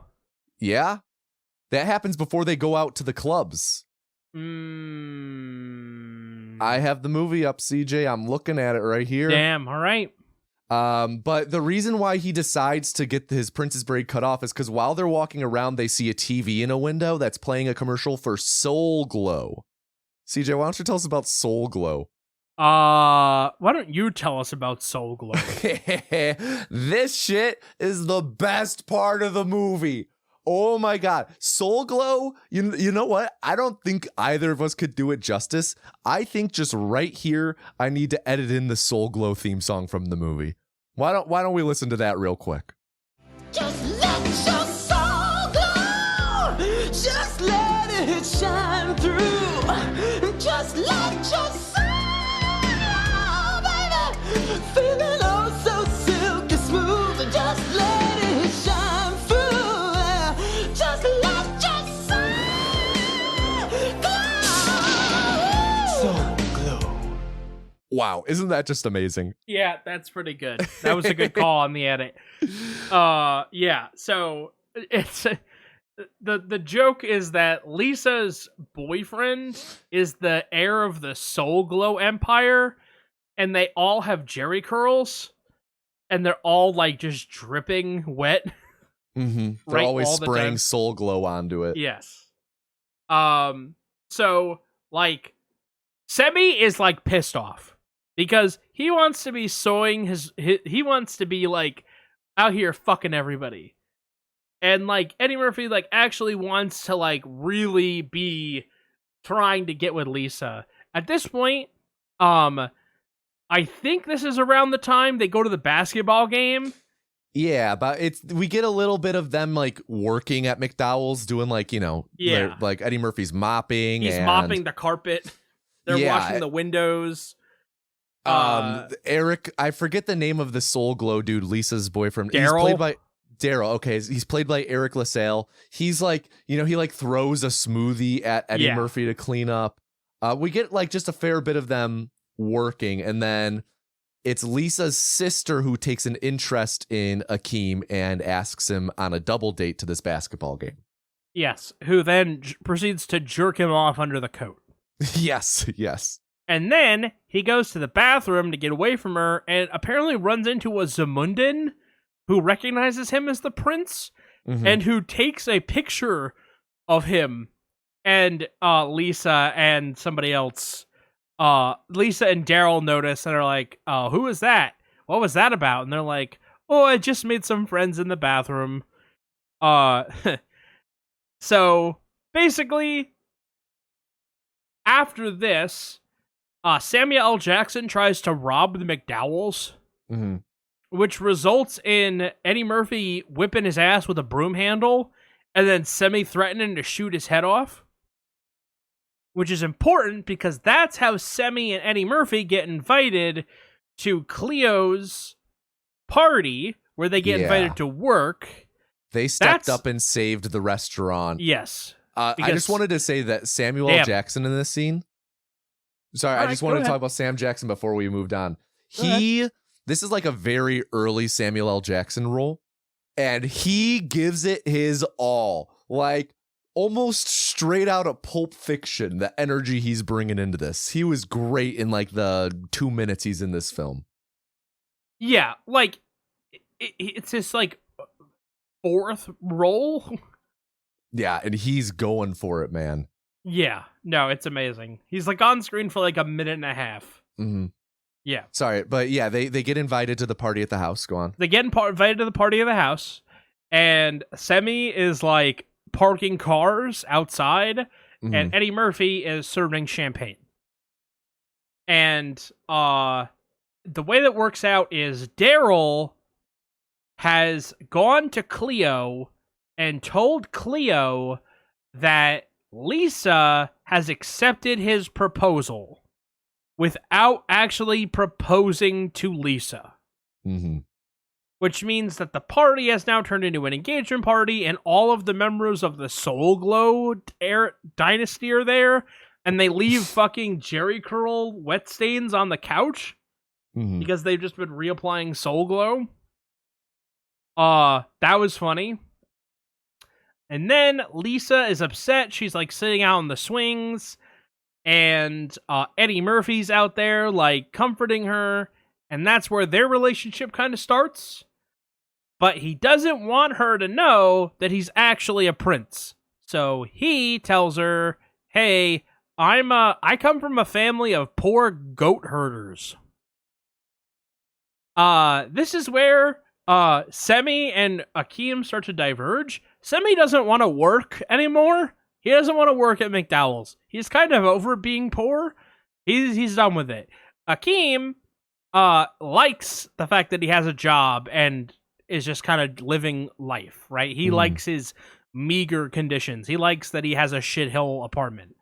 So he basically is like, "You're going to work, and then you can clean up this apartment because it's a shithole." Afterwards, Akeem and Lisa are like, "Hey, why don't we have dinner at my apartment?" He goes back to the apartment, and Semi has furnished the apartment, and now it has a big-ass hot tub. And Not just a that. TV. Yeah. And a bunch of shit in it. Crazy stereo system. Real, like, it looks like they didn't just like buy a bunch of shit and put it in there. Like, he had flooring guys come out. He had people come out, and he had an interior decorator come by. Like, this place looks like a bachelor pad to end all bachelor pads. Yeah. So then he like convinces Lisa that he's just embarrassed about his apartment, so they go out to eat. And he takes Semi's walking around money, which is a big knot of cash, and he donates it to 2 homeless guys. Those 2 homeless guys are the 2 brokers who ended up going bankrupt in trading places, which is a cool little Easter egg for you. Semi then goes to like Western Union and is like, "Hey, King Jaffe, can you send me $1 million? We need more money." Which makes the king and queen travel to Queens to find out what the fuck is going on.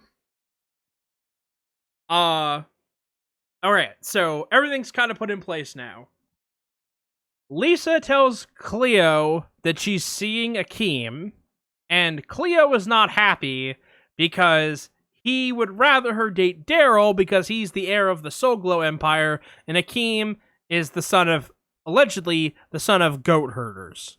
Okay? Cleo really becomes a character in the second half of this story, when actually I think he becomes really funny. Then he finds out that Akeem is actually an extremely wealthy prince because the king and queen come to McDowell's. Mm-hmm. After they find out, they go to his apartment. He actually switches apartments with the landlord. So he gives the landlord his apartment, and he asks if the landlord's apartment is meager enough, and he's like, yeah, it's a real shithole. So the king shows up at the apartment, and he's like, where? He goes to the barbershop. The barbershop is like, who the fuck can clean up all these flowers? Then he goes to the Frankie Faison, and he goes like, you are not Akeem. And he goes, I know. Hey, move downstairs. So then they go downstairs. They see Semi. Semi slams the door in the king's face. Then they are mad at Semi, and to punish him, they tell him to go back to the Waldorf Astoria, to their suite, where he will confine himself there until they decide what to do with him, and they order one of the women to bathe him because he has not properly bathed in a while. So he is like actually thrilled, but he's been chastised. Also, in this time, Semi has started dating the other McDowell daughter and convinced her that he is actually the prince and that Eddie Murphy is the servant. Okay. All of that having been said, here's how the end of the movie kind of kicks off.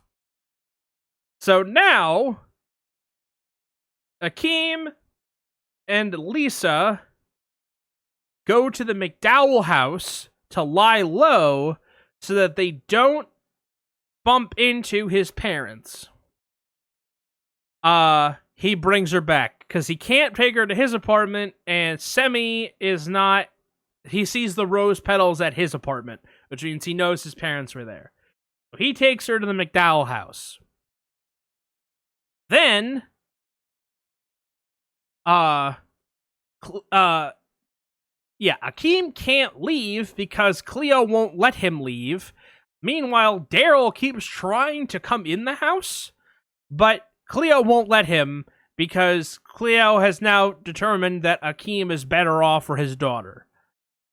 Then he sicks the little dog on Daryl.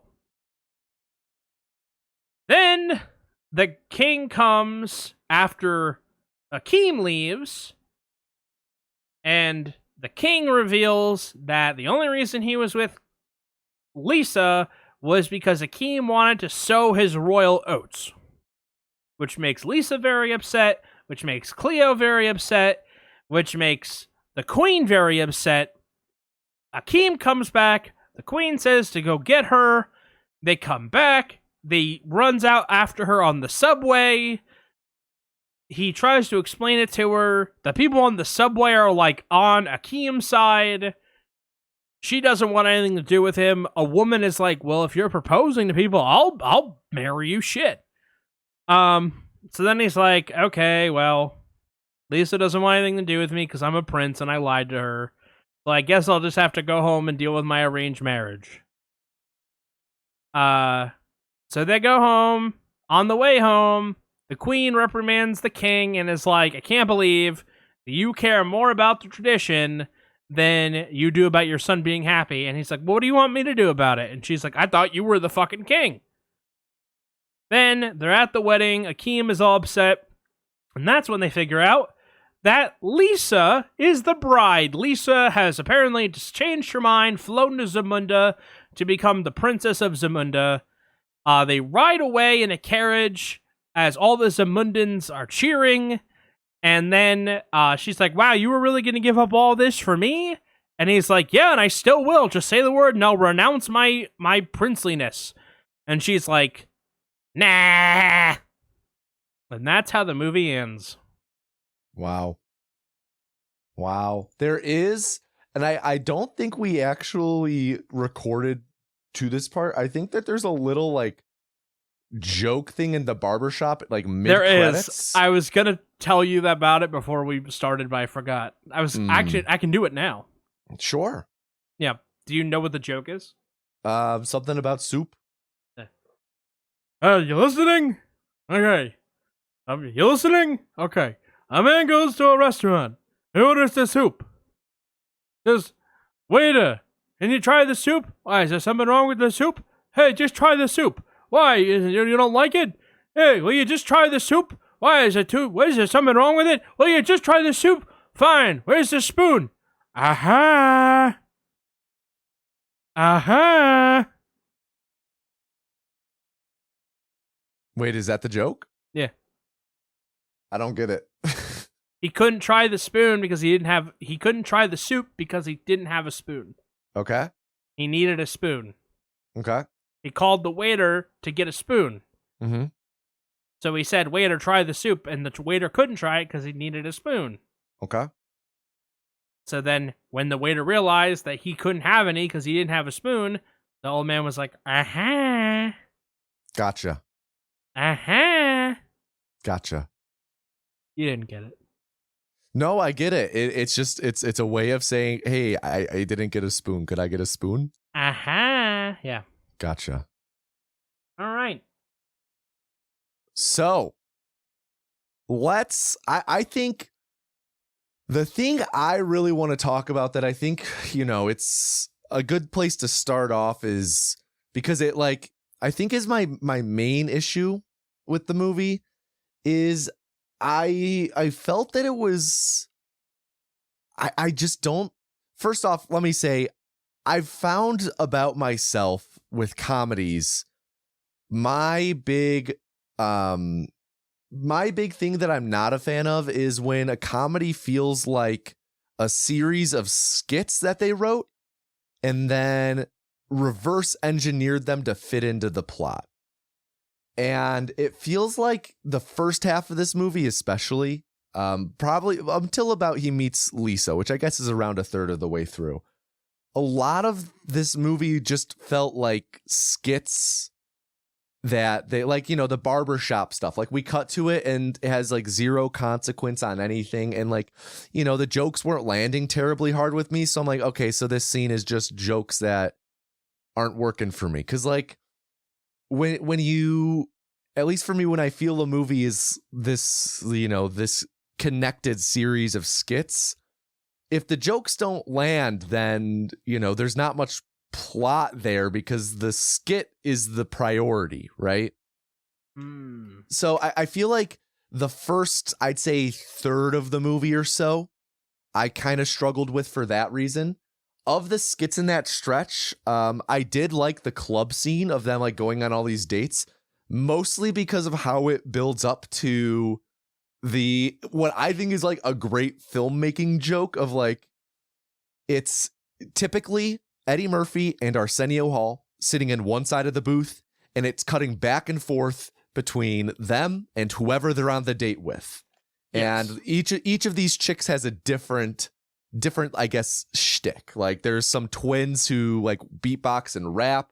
There's one woman who's like holding up a lighter under her hand. There's one girl who's like really self-absorbed as an actress. But the best one to me is it cuts to the next like meeting and it's Arsenio Hall is the woman, like all dressed up acting as this woman, and Eddie Murphy sitting next to her.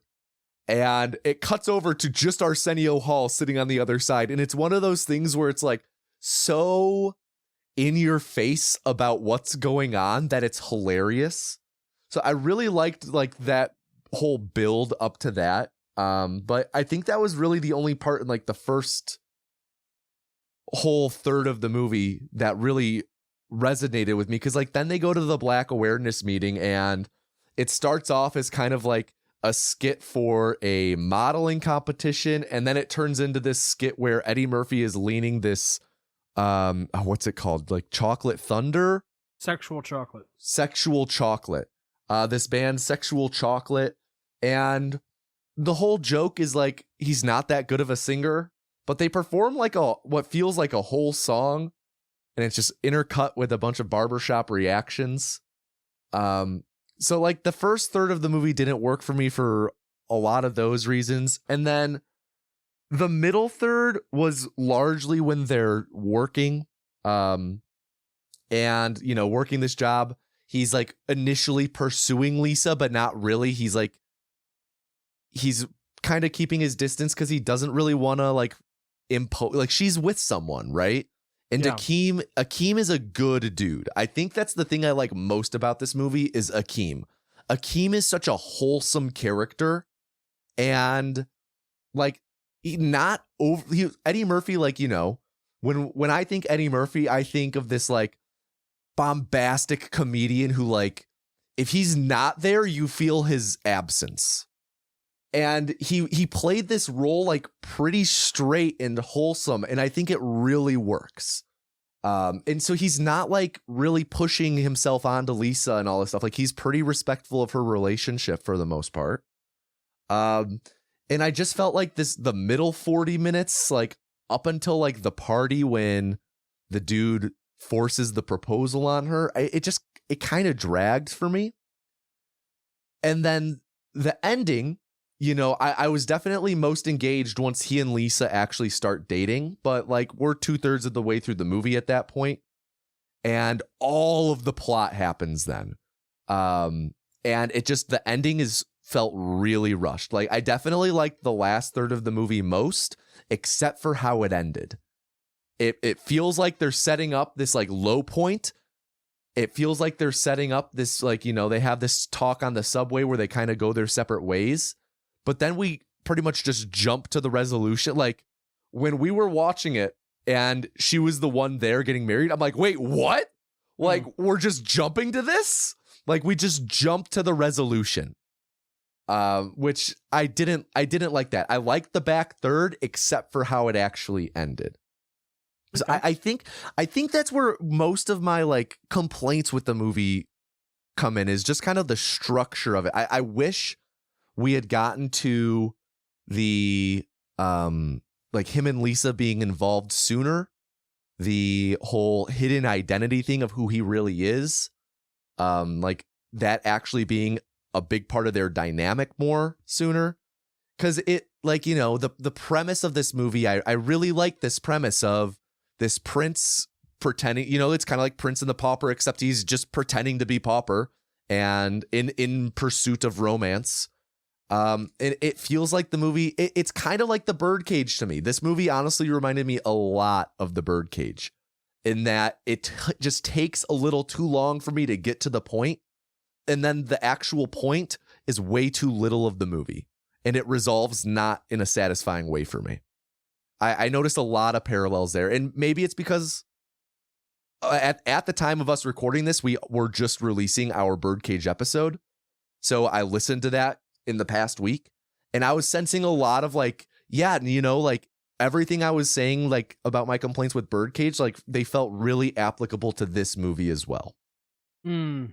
So I think that's predominantly where my issues lie. Like, there's a lot of really good stuff in here, but the actual structure of it all just really brings it down as a whole for me. I think it's interesting. I think the things that you're saying I can understand in a vacuum.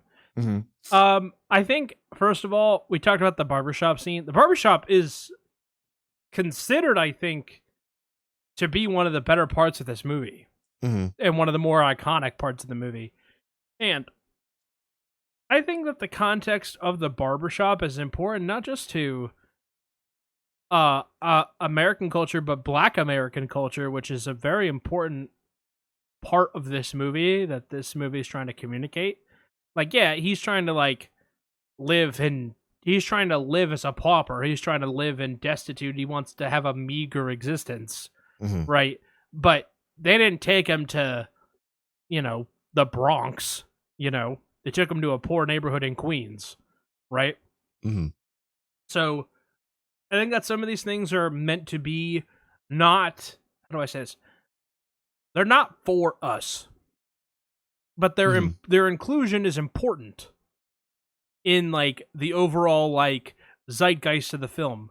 For example, like going to the Black Awareness rally, right? It's like, I'm not going to say like, oh yeah, that's where all the black people go, because that's silly, right?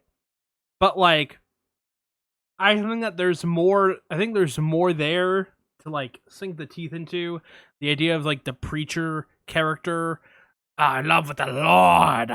It's a very specific character that I think is important to the overall world and culture that they're portraying for the time, and also trying to expose Akeem to. That is, I would say, absent from my own. Like, my priest growing up didn't sound like that, right? My priest also didn't play the guitar like I know some people's preachers did, right? So, like, it's just different. So, like, you were talking about the characters in the barbershop, and you were like, yeah, it's kind of weak, and talking about in the context of, like, the being skits that are just connected.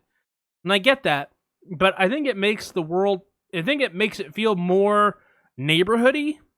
Mm-hmm. Because otherwise he's just living in a shithole and going to work, right? Like, if he doesn't spend time in the barbershop, where does he spend time?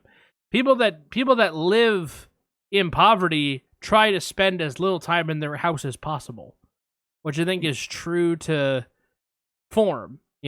When my house wasn't shit, I tried to spend as little time at home as possible, right? Right. So, like, I understand what you're saying with all that. But I guess it's I'm not trying to put that on you either. Yeah, no, and I understand that. To me, it's like, it's more the disconnection from the plot. Like, the barbershop can be a big part of it, but to me, it never felt like anything more than we're going to go do this for a little bit, and then we're going to jump back to the plot. Mm-hmm. And when those scenes land, when those scenes don't land for me, that are like those scenes where it's like, we're going to do this a little bit for the bit. When they don't land and then we jump back to the plot, it just feels like I wish there was more of a through line and connection in that way. I'm not asking you to fix the movie, right? But like, can you give me an example of a way that you would have liked to see them more connected? Like, they arrive, right?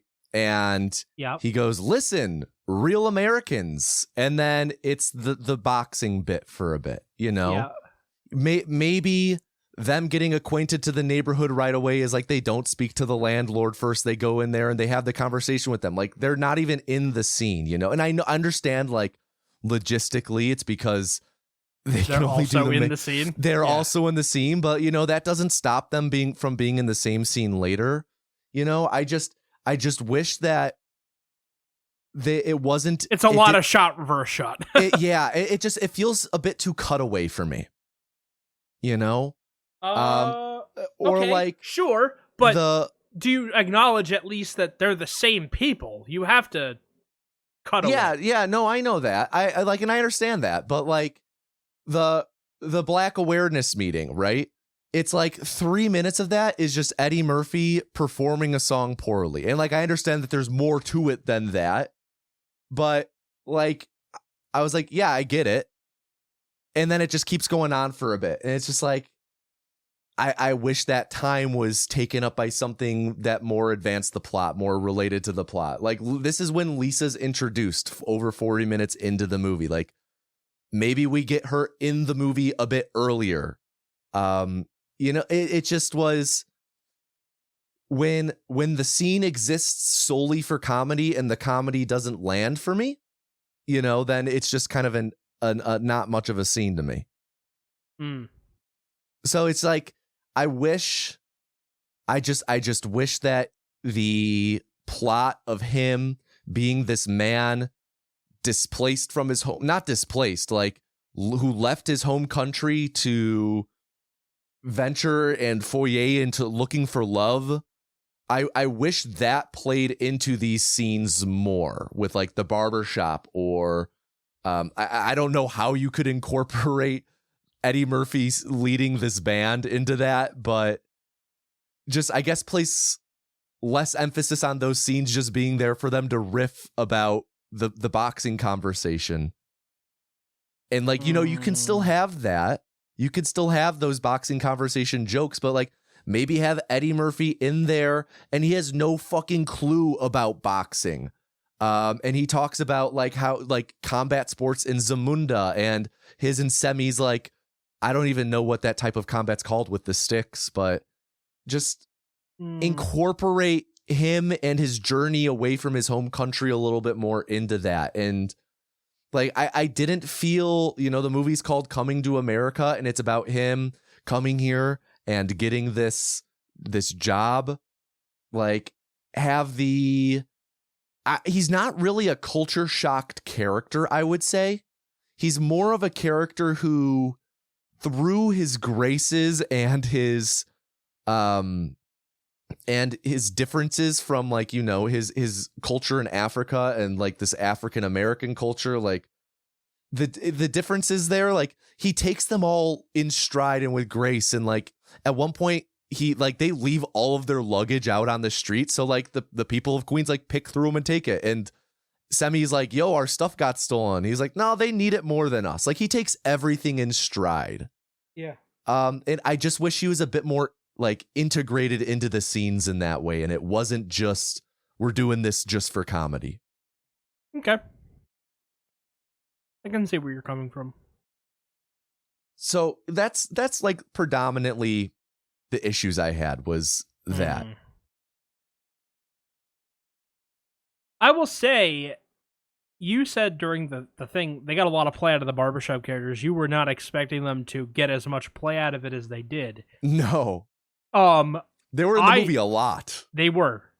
I love how much all of the different characters got in the movie. Mm-hmm. Like the preacher or sexual chocolate, yes. Or I think the Arsenio Hall character is credited as extremely ugly girl.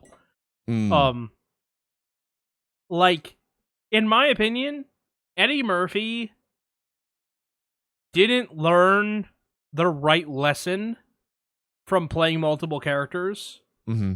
Because I don't think he ever really did it better than this. Mm-hmm. I feel like it only gets worse. I'm thinking like, whatever, Norbit is a bad one. Nutty Professor's pretty awful. Man, what are the ones he plays in multiple characters? He does it a lot. Mm-hmm. So, like, Pluto Nash.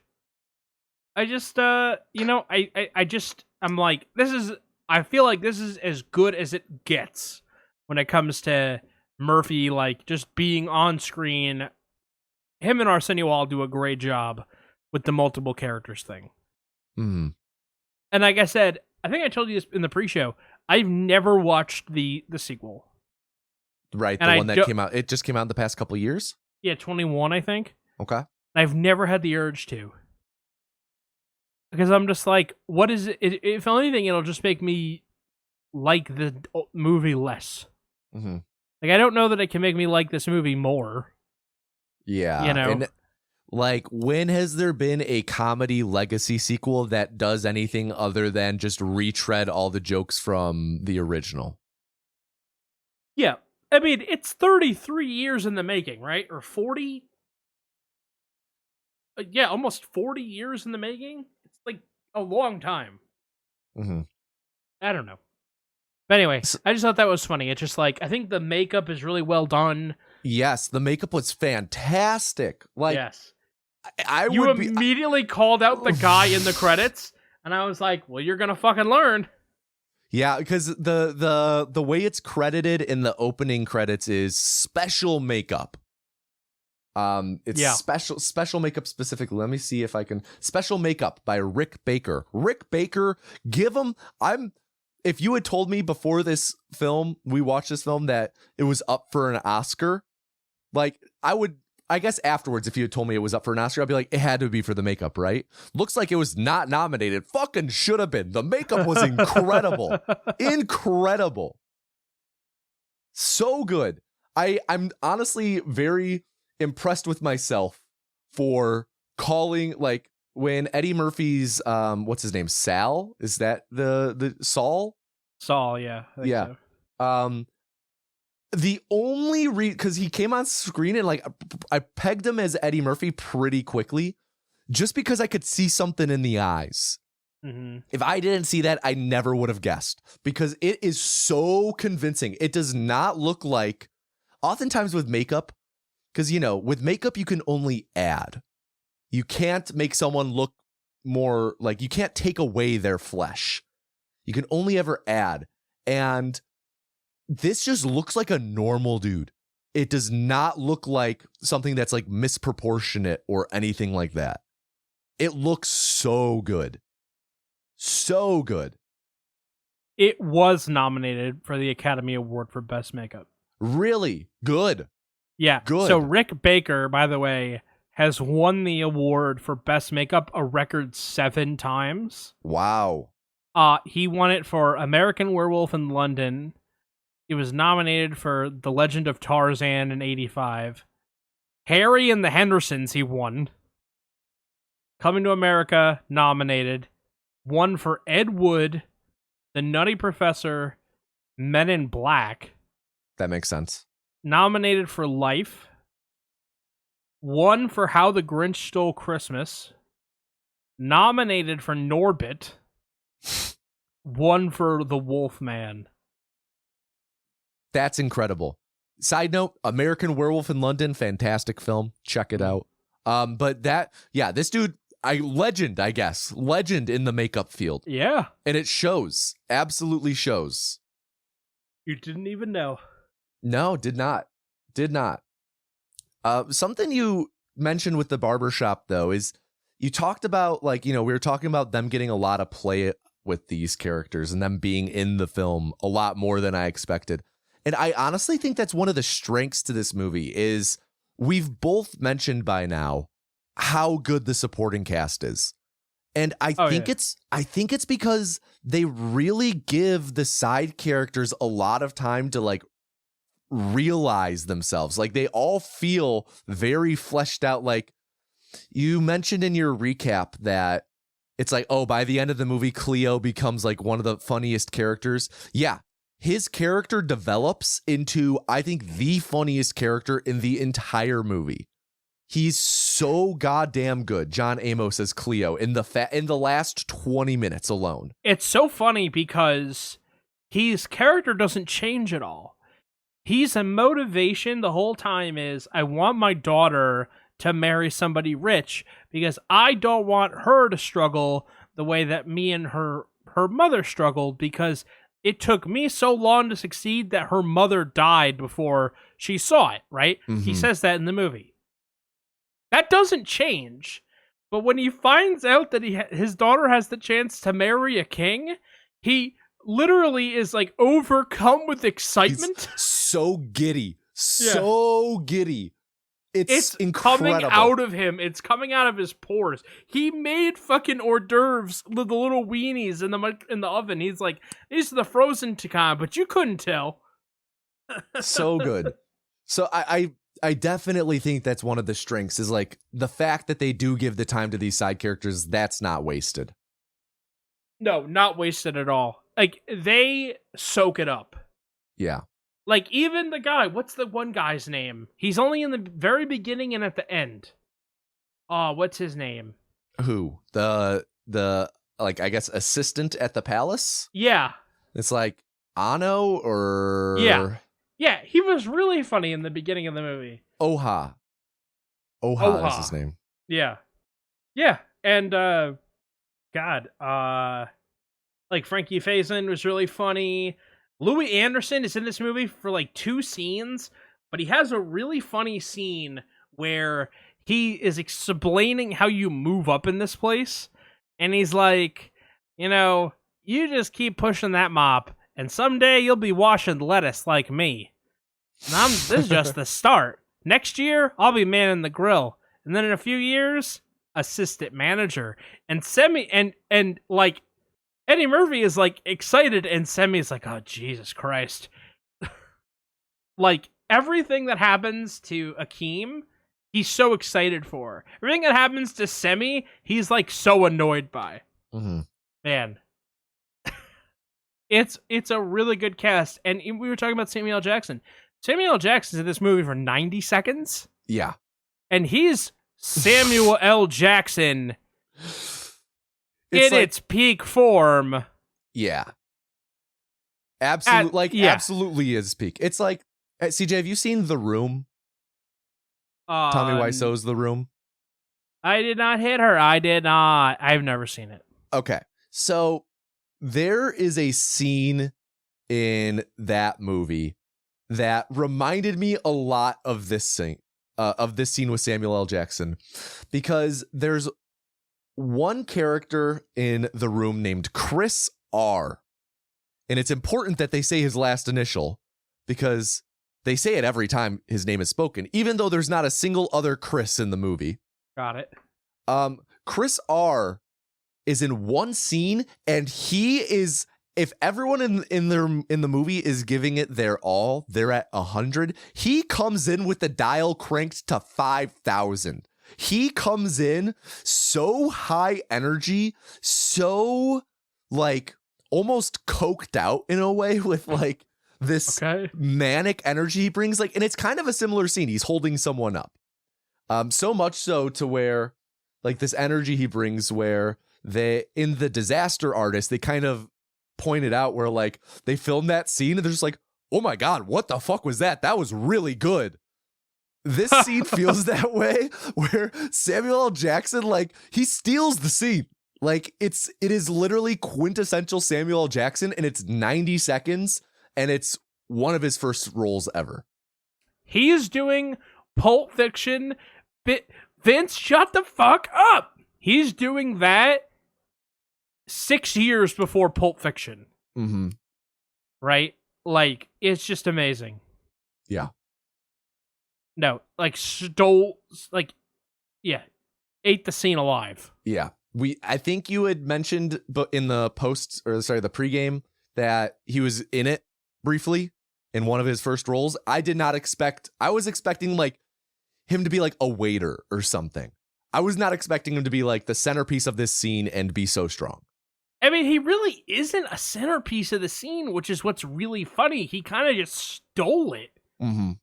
I mean, it's not like he has any other scenes. Once he gets a beat with the stick, he just lays down. His character doesn't have a name. No, he's the hold-up man. The hold-up man, yeah. Like, what did he go on to do after this?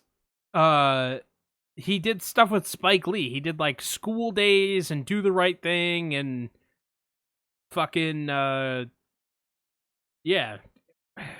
Did he do Jungle Fever? That was 91. Goodfellas. He was Stack Edwards in Goodfellas in 90. Mo Better Blues. Yeah, I mean, was that The Return of Superfly? And then 94 was Pulp Fiction, so Jurassic Park was 93. Patriot Games was 92. Remember Patriot Games? No, never seen it. You see Juice? Nope. Has Omar Epps and Tupac in it. No, I've never seen that. Yeah. I mean, you're a big Tupac fan, so I'm surprised. I'm not surprised you've seen it. Jungle Fever, he played Gator. Have not seen that either. Wow. I would not surprise. Is there anything else you want to say about the ending? I know the ending's kind of an asshole. Rug pull is the word I was going to use for it. That's not what I said. I know, but it has pull in it. Yeah. I was shocked by it. I was really shocked. It reminded me of Game of Thrones in a way, where it's not what happens that upsets me, it's how it happens. It's us going from conflict to resolution with zero in between. Okay. He and Lisa have this, this confrontation, finally, like, everything is on the table in the subway, and things kind of are falling apart, and like we really are about to, like, entering the dark night of the soul. Like, this should be the low point where they then like have a dramatic reunion in a way, or some sort of reunion that isn't just we're getting married. We go from the lowest low they've been at to the highest high with zero in between. Absolutely zero in between. He's like dejected at the wedding, and the veil is lifted on the bride, and it's Lisa. And I'm just like, what? There's like, I feel like if you're gonna jump straight to the wedding, at least have Lisa just like show up and interrupt it. Like, do something to give us a, like, we're jumping from the basement to the top floor immediately. Give us some steps to walk up. Yeah. I'm with you. And it reminded me of Birdcage in the way that, like, I don't know how comfortable I am with you making these comparisons. Go ahead. It reminded me of Birdcage in how in Birdcage we go from Gene Hackman and them being at odds, and then, all right, we got to get you out, and then we just cut to the wedding. Like, they both end with the wedding with like a happy ending that is completely like almost like a juxtaposition in tone from the scene immediately preceding. I know that Birdcage has putting Gene Hackman in drag and everything, but like they're still at odds then. So it's just like the at odds to this happy marriage, like so quick. It just like, it reminded me a lot of each other. Yeah, I don't think these movies were good at endings. I also don't judge comedies harshly for bad endings if the rest of it is okay, if I think it's funny. I'm putting this caveat in here because I really ridiculed Wild Wild West, but that movie was not funny. So, all right, you have a question about wiping my ass. Yes, well, it's not about wiping your ass. So wiping your ass. No, not about wiping my ass either. So in this movie, at the beginning, Eddie Murphy is like, he's gonna go do his morning business on the toilet, and he's seeking for some sense of like autonomy. He's like, do you think I could wipe my butt this time? And the, like, what was his name, Oha, is like, ha ha ha, very funny. No, I'll wipe your butt for you. So my question for you, CJ, is, so they wiped his ass, right? Do you think Eddie Murphy stood when they wiped him, or do you think he just leaned forward on the can? Oh, Jesus Christ. I don't think they actually wiped him, but... Well, clearly they've been wiping him for the first 21 years of his life, so I'm asking logistically, do you think... Like, you're saying the character. Yeah. That's gotta be like a like a stand-up, lean-forward proposition. Okay. Not lay down, like I said I like to wipe? No. Okay. You're alone in that one. No, it's totally normal to lie down when you wipe. We're not gonna... I'm gonna walk away. All right, and I believe you have one more question for me. I have two more questions. One, CJ, Damn. could you have done a Coming to America? Am I Akeem? Yeah, you are Akeem. I You guess bet your ass I could do it. I guess just to run through what I'm asking when I say could you have done a Coming to America, could you have successfully wooed Lisa? Yeah, why not? Sure. I'll go with that. Sure. I could do it. I'm with you. All right. So then hey, I guess listen, you're with me on that? I'd say sure. How many? So what are we up to now? All right. Yeah. So this is episode 18. Yep. Okay.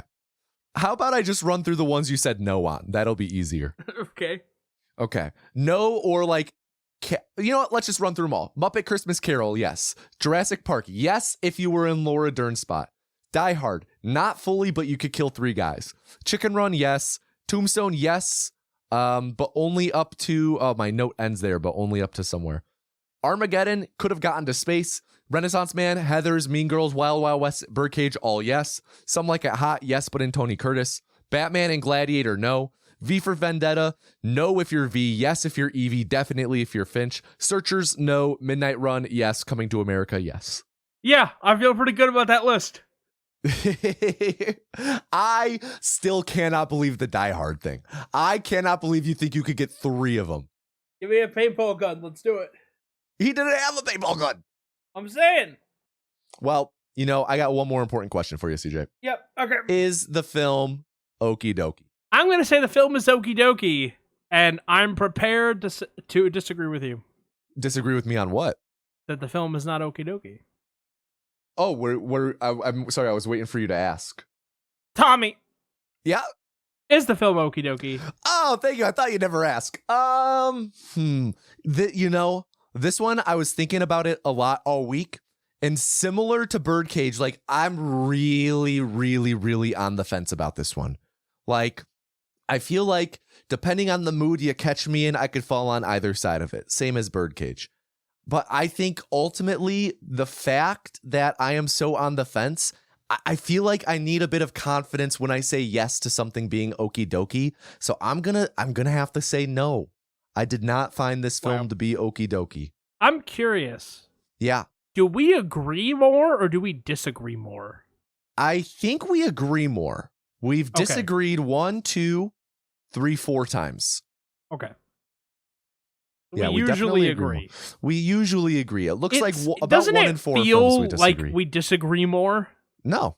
I feel like going into these, I feel like I'm going to disagree with you more. No, you just actively look for confrontation with me. Oh, fuck you. Oh, man. All right. Well, how about we get to the rec room then? All right, everybody. Welcome to the rec room. I have styled mine after a 1990s blockbuster today. Please come in, smell that smell of VHS tapes, stale movie theater butter, and of course, that classic dark blue and yellow paint on the walls. Be kind and rewind, ladies and gentlemen.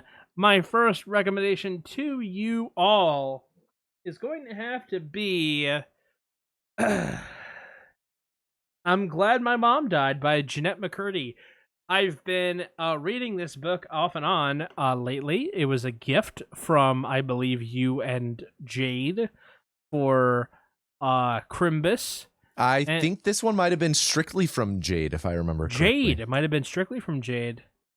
But I appreciate it very much, and I'm really enjoying it. So if you haven't checked that out, it is I'm Glad My Mom Died by Jeanette McCurdy. And it is one of the books I keep standing face out, and I keep it in my work background. So right now I have that book out, and I have the Dave Grohl book out. Very nice. Yeah, I also have a book called Renegade by It is Barack Obama and Bruce Springsteen. And that is another book that I keep in my work background for people to see. Another recommendation that I have for all of you. I have been having a ton of fun lately, and this is going to sound so stupid. I've been having a ton of fun lately playing Fortnite. And we love Fortnite. We love Fortnite. About we love Fortnite. 5 years ago, I gotta be honest, I probably would have cringed at the mere suggestion that I was playing Fortnite. But what ended up happening is the game has transitioned and is now a parody of itself that doesn't take itself too seriously. And as someone that just doesn't have a lot of time to sit down and just play games straight through, it is a game that you can sit down, play a couple of games of, put down, and walk away, and there is no attachment. It is a giant pickle doing the gritty. It's Ariana Grande dancing to Sabrina Carpenter. It is people doing cartoon dunks on you after getting shot with a shotgun. It is silly. It is outrageous. It is not taking itself seriously in 15 minutes or less. And even if you're playing really, really well and you manage to win, which I do win, like I won 3 times over the weekend, it takes about 20 minutes. Humble brag. It's just a very quick commitment. You don't have to commit. You don't unlock anything by leveling up, except cosmetic stuff. So there's no guns. You just find your stuff in the game. You play. You lose. You start a new game right away. There's no wait. It's just the kind of game that I have time for. And I do enjoy shooting bots and kids. So wow, CJ likes shooting kids. And get me shot one day. My last recommendation to everybody is going to be Law and Order. Can't get enough of that Law and Order. Jack McCoy and Jerry Briscoe. Not Jerry Briscoe. What's his name? Is that his name? Don't ask me. I don't watch the show. What? You've never watched Law and Order? No. The criminal justice system? No, all I know is dun dun. Right? That's Law and Order? Lenny Briscoe. Gerald Briscoe was a wrestler. Yeah. So Jack McCoy just showed up season 5. So wow. Mm-hmm. All right, what about you? I've got 3 things to rec. First is a little movie called Raw, which came out in 2016. It is a French film. I'd say it's horror, body horror. It is directed by Julia Ducournau. I'm definitely pronouncing that wrong since I do not know French. And this is a film about this girl who goes off to college. She is a vegetarian, I think maybe vegan, very firm in her beliefs about that. But she comes to find out that she kind of likes the way human meat tastes. And it's this messed up movie that had me I watched it with Jade, and I genuinely do not think I've watched a movie before that made me say oh my God, as many times out loud as Raw did. So really good, some pretty solid themes throughout. Definitely recommend checking that out if you're into body horror or just really uncomfy films. The second film I wanted to recommend is a classic that I rewatched recently called Eternal Sunshine of a Spotless Mind. This is a romance movie, I think early 2000s, 2004, starring Jim Carrey and Kate Winslet. It has a pretty solid cast, though. Kirsten Dunst, Mark Ruffalo, Elijah Wood, Tom Wilkinson, David Cross, Jane Addams. And it's essentially about this couple. It focuses on Jim Carrey, and he undergoes a procedure to remove the memories of his recent ex.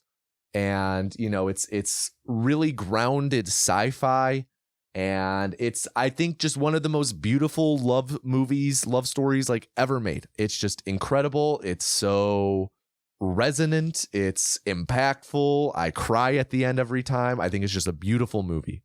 And then my last rec is a little old show that actually, CJ, you've recommended on here before, but I wanted to recommend it because season 2 is airing right now, and it just keeps upping the game with how good it is. That's right, ladies, gentlemen, and MBs. We are recommending Severance season 2. So good, so good. It is just taking everything it established in season 1 and building on it.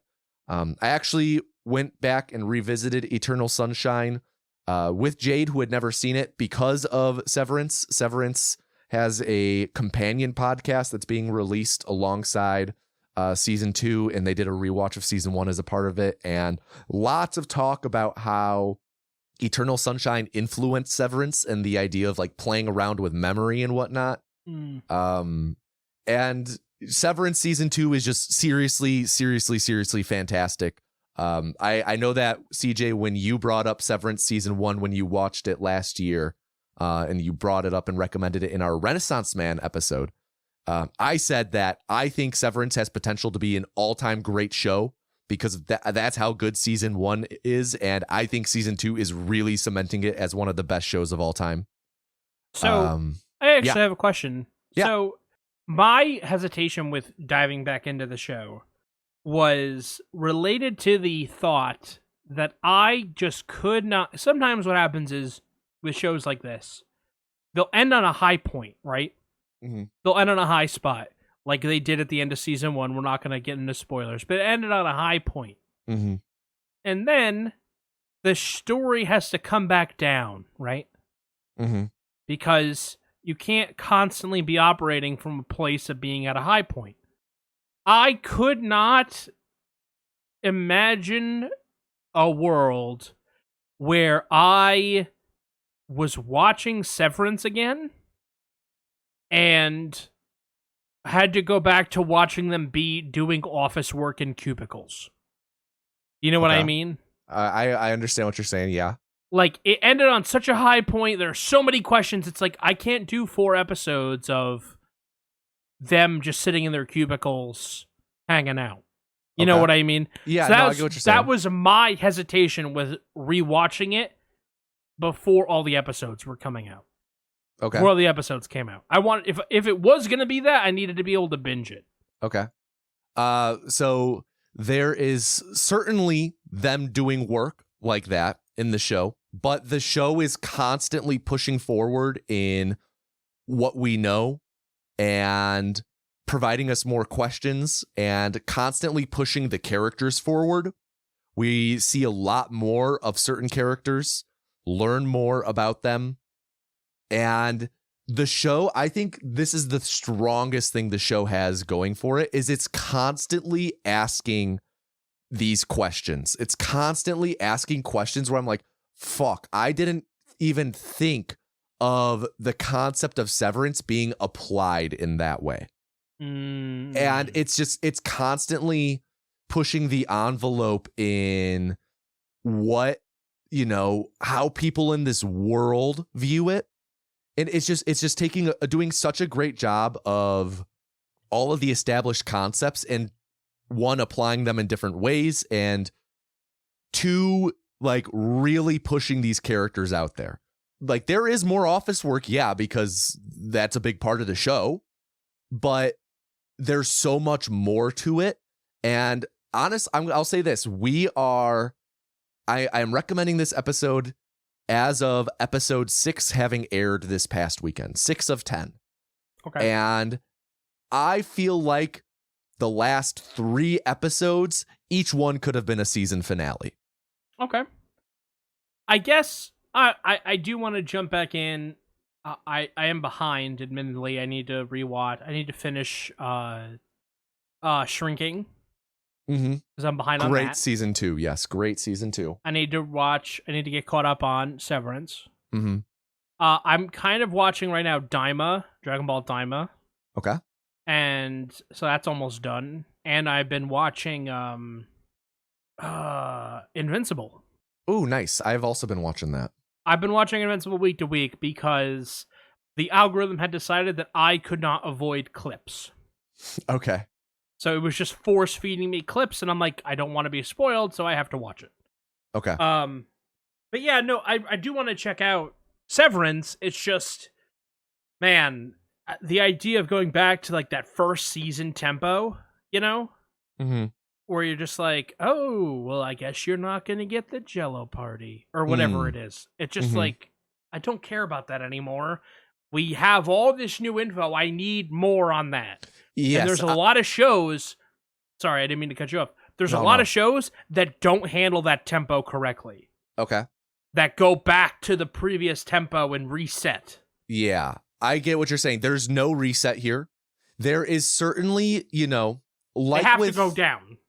Yeah, like you can't maintain the correct intensity of a season finale the whole time. But I would say be exhausting. Yeah. Certainly, as I think with many good shows, characters often take like 2 steps forward, 1 step back. There is a little bit of that, but it's like in a way where it's like, fuck, I totally get why they're having these trepidations. But it's not like these characters, it's not like they're like, oh, well, let's go back to the status quo. Things are like different. Things are very different from the get-go. There are like actual ramifications for the events of season 1. And it changes things. Like dynamics are different. Like there is a considerable impact in what happened in season 1 on season 2. Yeah. I also think about, man, what else what I was going to say? I'm thinking about this. If you're an innie and you want to be an outie, right? It's shocking to me that nobody has been like, I'm going to cut off my hand. Actually, that's in season 1. I know that is a threat that happens, but no one's done it. Well, not in the show. I mean, there's a lot of stuff in the show that's talked about stuff that like, and this is in season 1, so I'll just say something that's not very like I don't think this is spoiler. Like there's mentions like in an interview of like, and what about the woman who's the innie who got pregnant? Like there's discussion of that stuff happening, other things happening in this universe. That is in season 1. I remember they do acknowledge that type of stuff. I remember she was like, they made a video and she's like, if you cut off my arm, well, I'm still gonna make you come back here. And I'm like, well, you're the one that has to live with no arm. Yeah, so just overall, Severance season 2, like truly terrific. Can't wait to finish the season. I'm sure I'll double down with another rec when the season ends. Yeah. But CJ, would you like to find out what's coming up next on Okie Dokie? I do want to tell you one thing. Sure. I recently told you that I'd never seen an Adam McKay film before. Okay. And I don't know if that's the direction you're... actually, no. It was not Adam McKay. It was Judd Apatow. Judd Apatow. I had told you that I'd never seen a Judd Apatow film before. Yes. Dayman, who we talked about earlier, heard that and said, surely that cannot possibly be true. Yes. So, I have apparently... I have seen... What is it? I saw The Ballad of Ricky Bobby. He did produce that. Yeah. Yeah. So, just letting you know. Okay. Well, that would be relevant. Were we watching a Judd Apatow movie next time? I just wanted to let you know. Yes. So, it's actually really funny. I started this episode today recording with you that not knowing what we were going to be watching next time. In fact, I didn't know what we were going to be watching up until maybe about 15 minutes ago. And it's funny because one of the films I was considering us watching after I had made us say, like, I've decided we're going to watch movie A, at some point in the last 15 minutes, you, in conversation, said the title of one of the other movies I was considering, like movie B. Just because, Really? like, the title of the movie is like a phrase. And Okay. you said the phrase in the last 15 minutes. I was like, oh, damn, that would be so good if we were watching it. What a good transition that would have been. But alas, I think I've made the right call on what we are watching next time.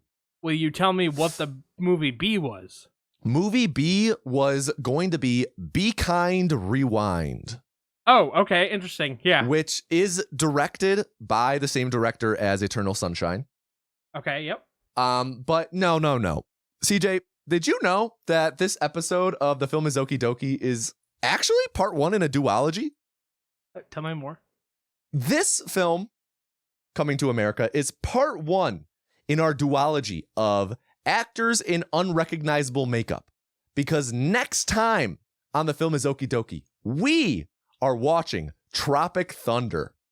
Oh, wow. I've never seen this movie before. Then that's why we're watching it. Did you know that I hadn't seen it? Yes, we've talked about this before. Okay. All right. Well, I'm excited. Me too. I've not seen that movie in quite some time, and I'm excited to rewatch it. All right. Well, I've been CJ. I've been Tommy. And this has been The Film is Okie Dokie. Remember to like us, rate us, review us, give us 5 stars. Grab your friend's phone and subscribe on their phone without them If you knowing. only give us 4 stars, I'm inclined to believe you are a hater. Yeah. Thank you to Bomani Jones at Wave Sports and Entertainment for the quip. I will talk to you next time on the podcast. Ta-ta for now. Bye. Bye.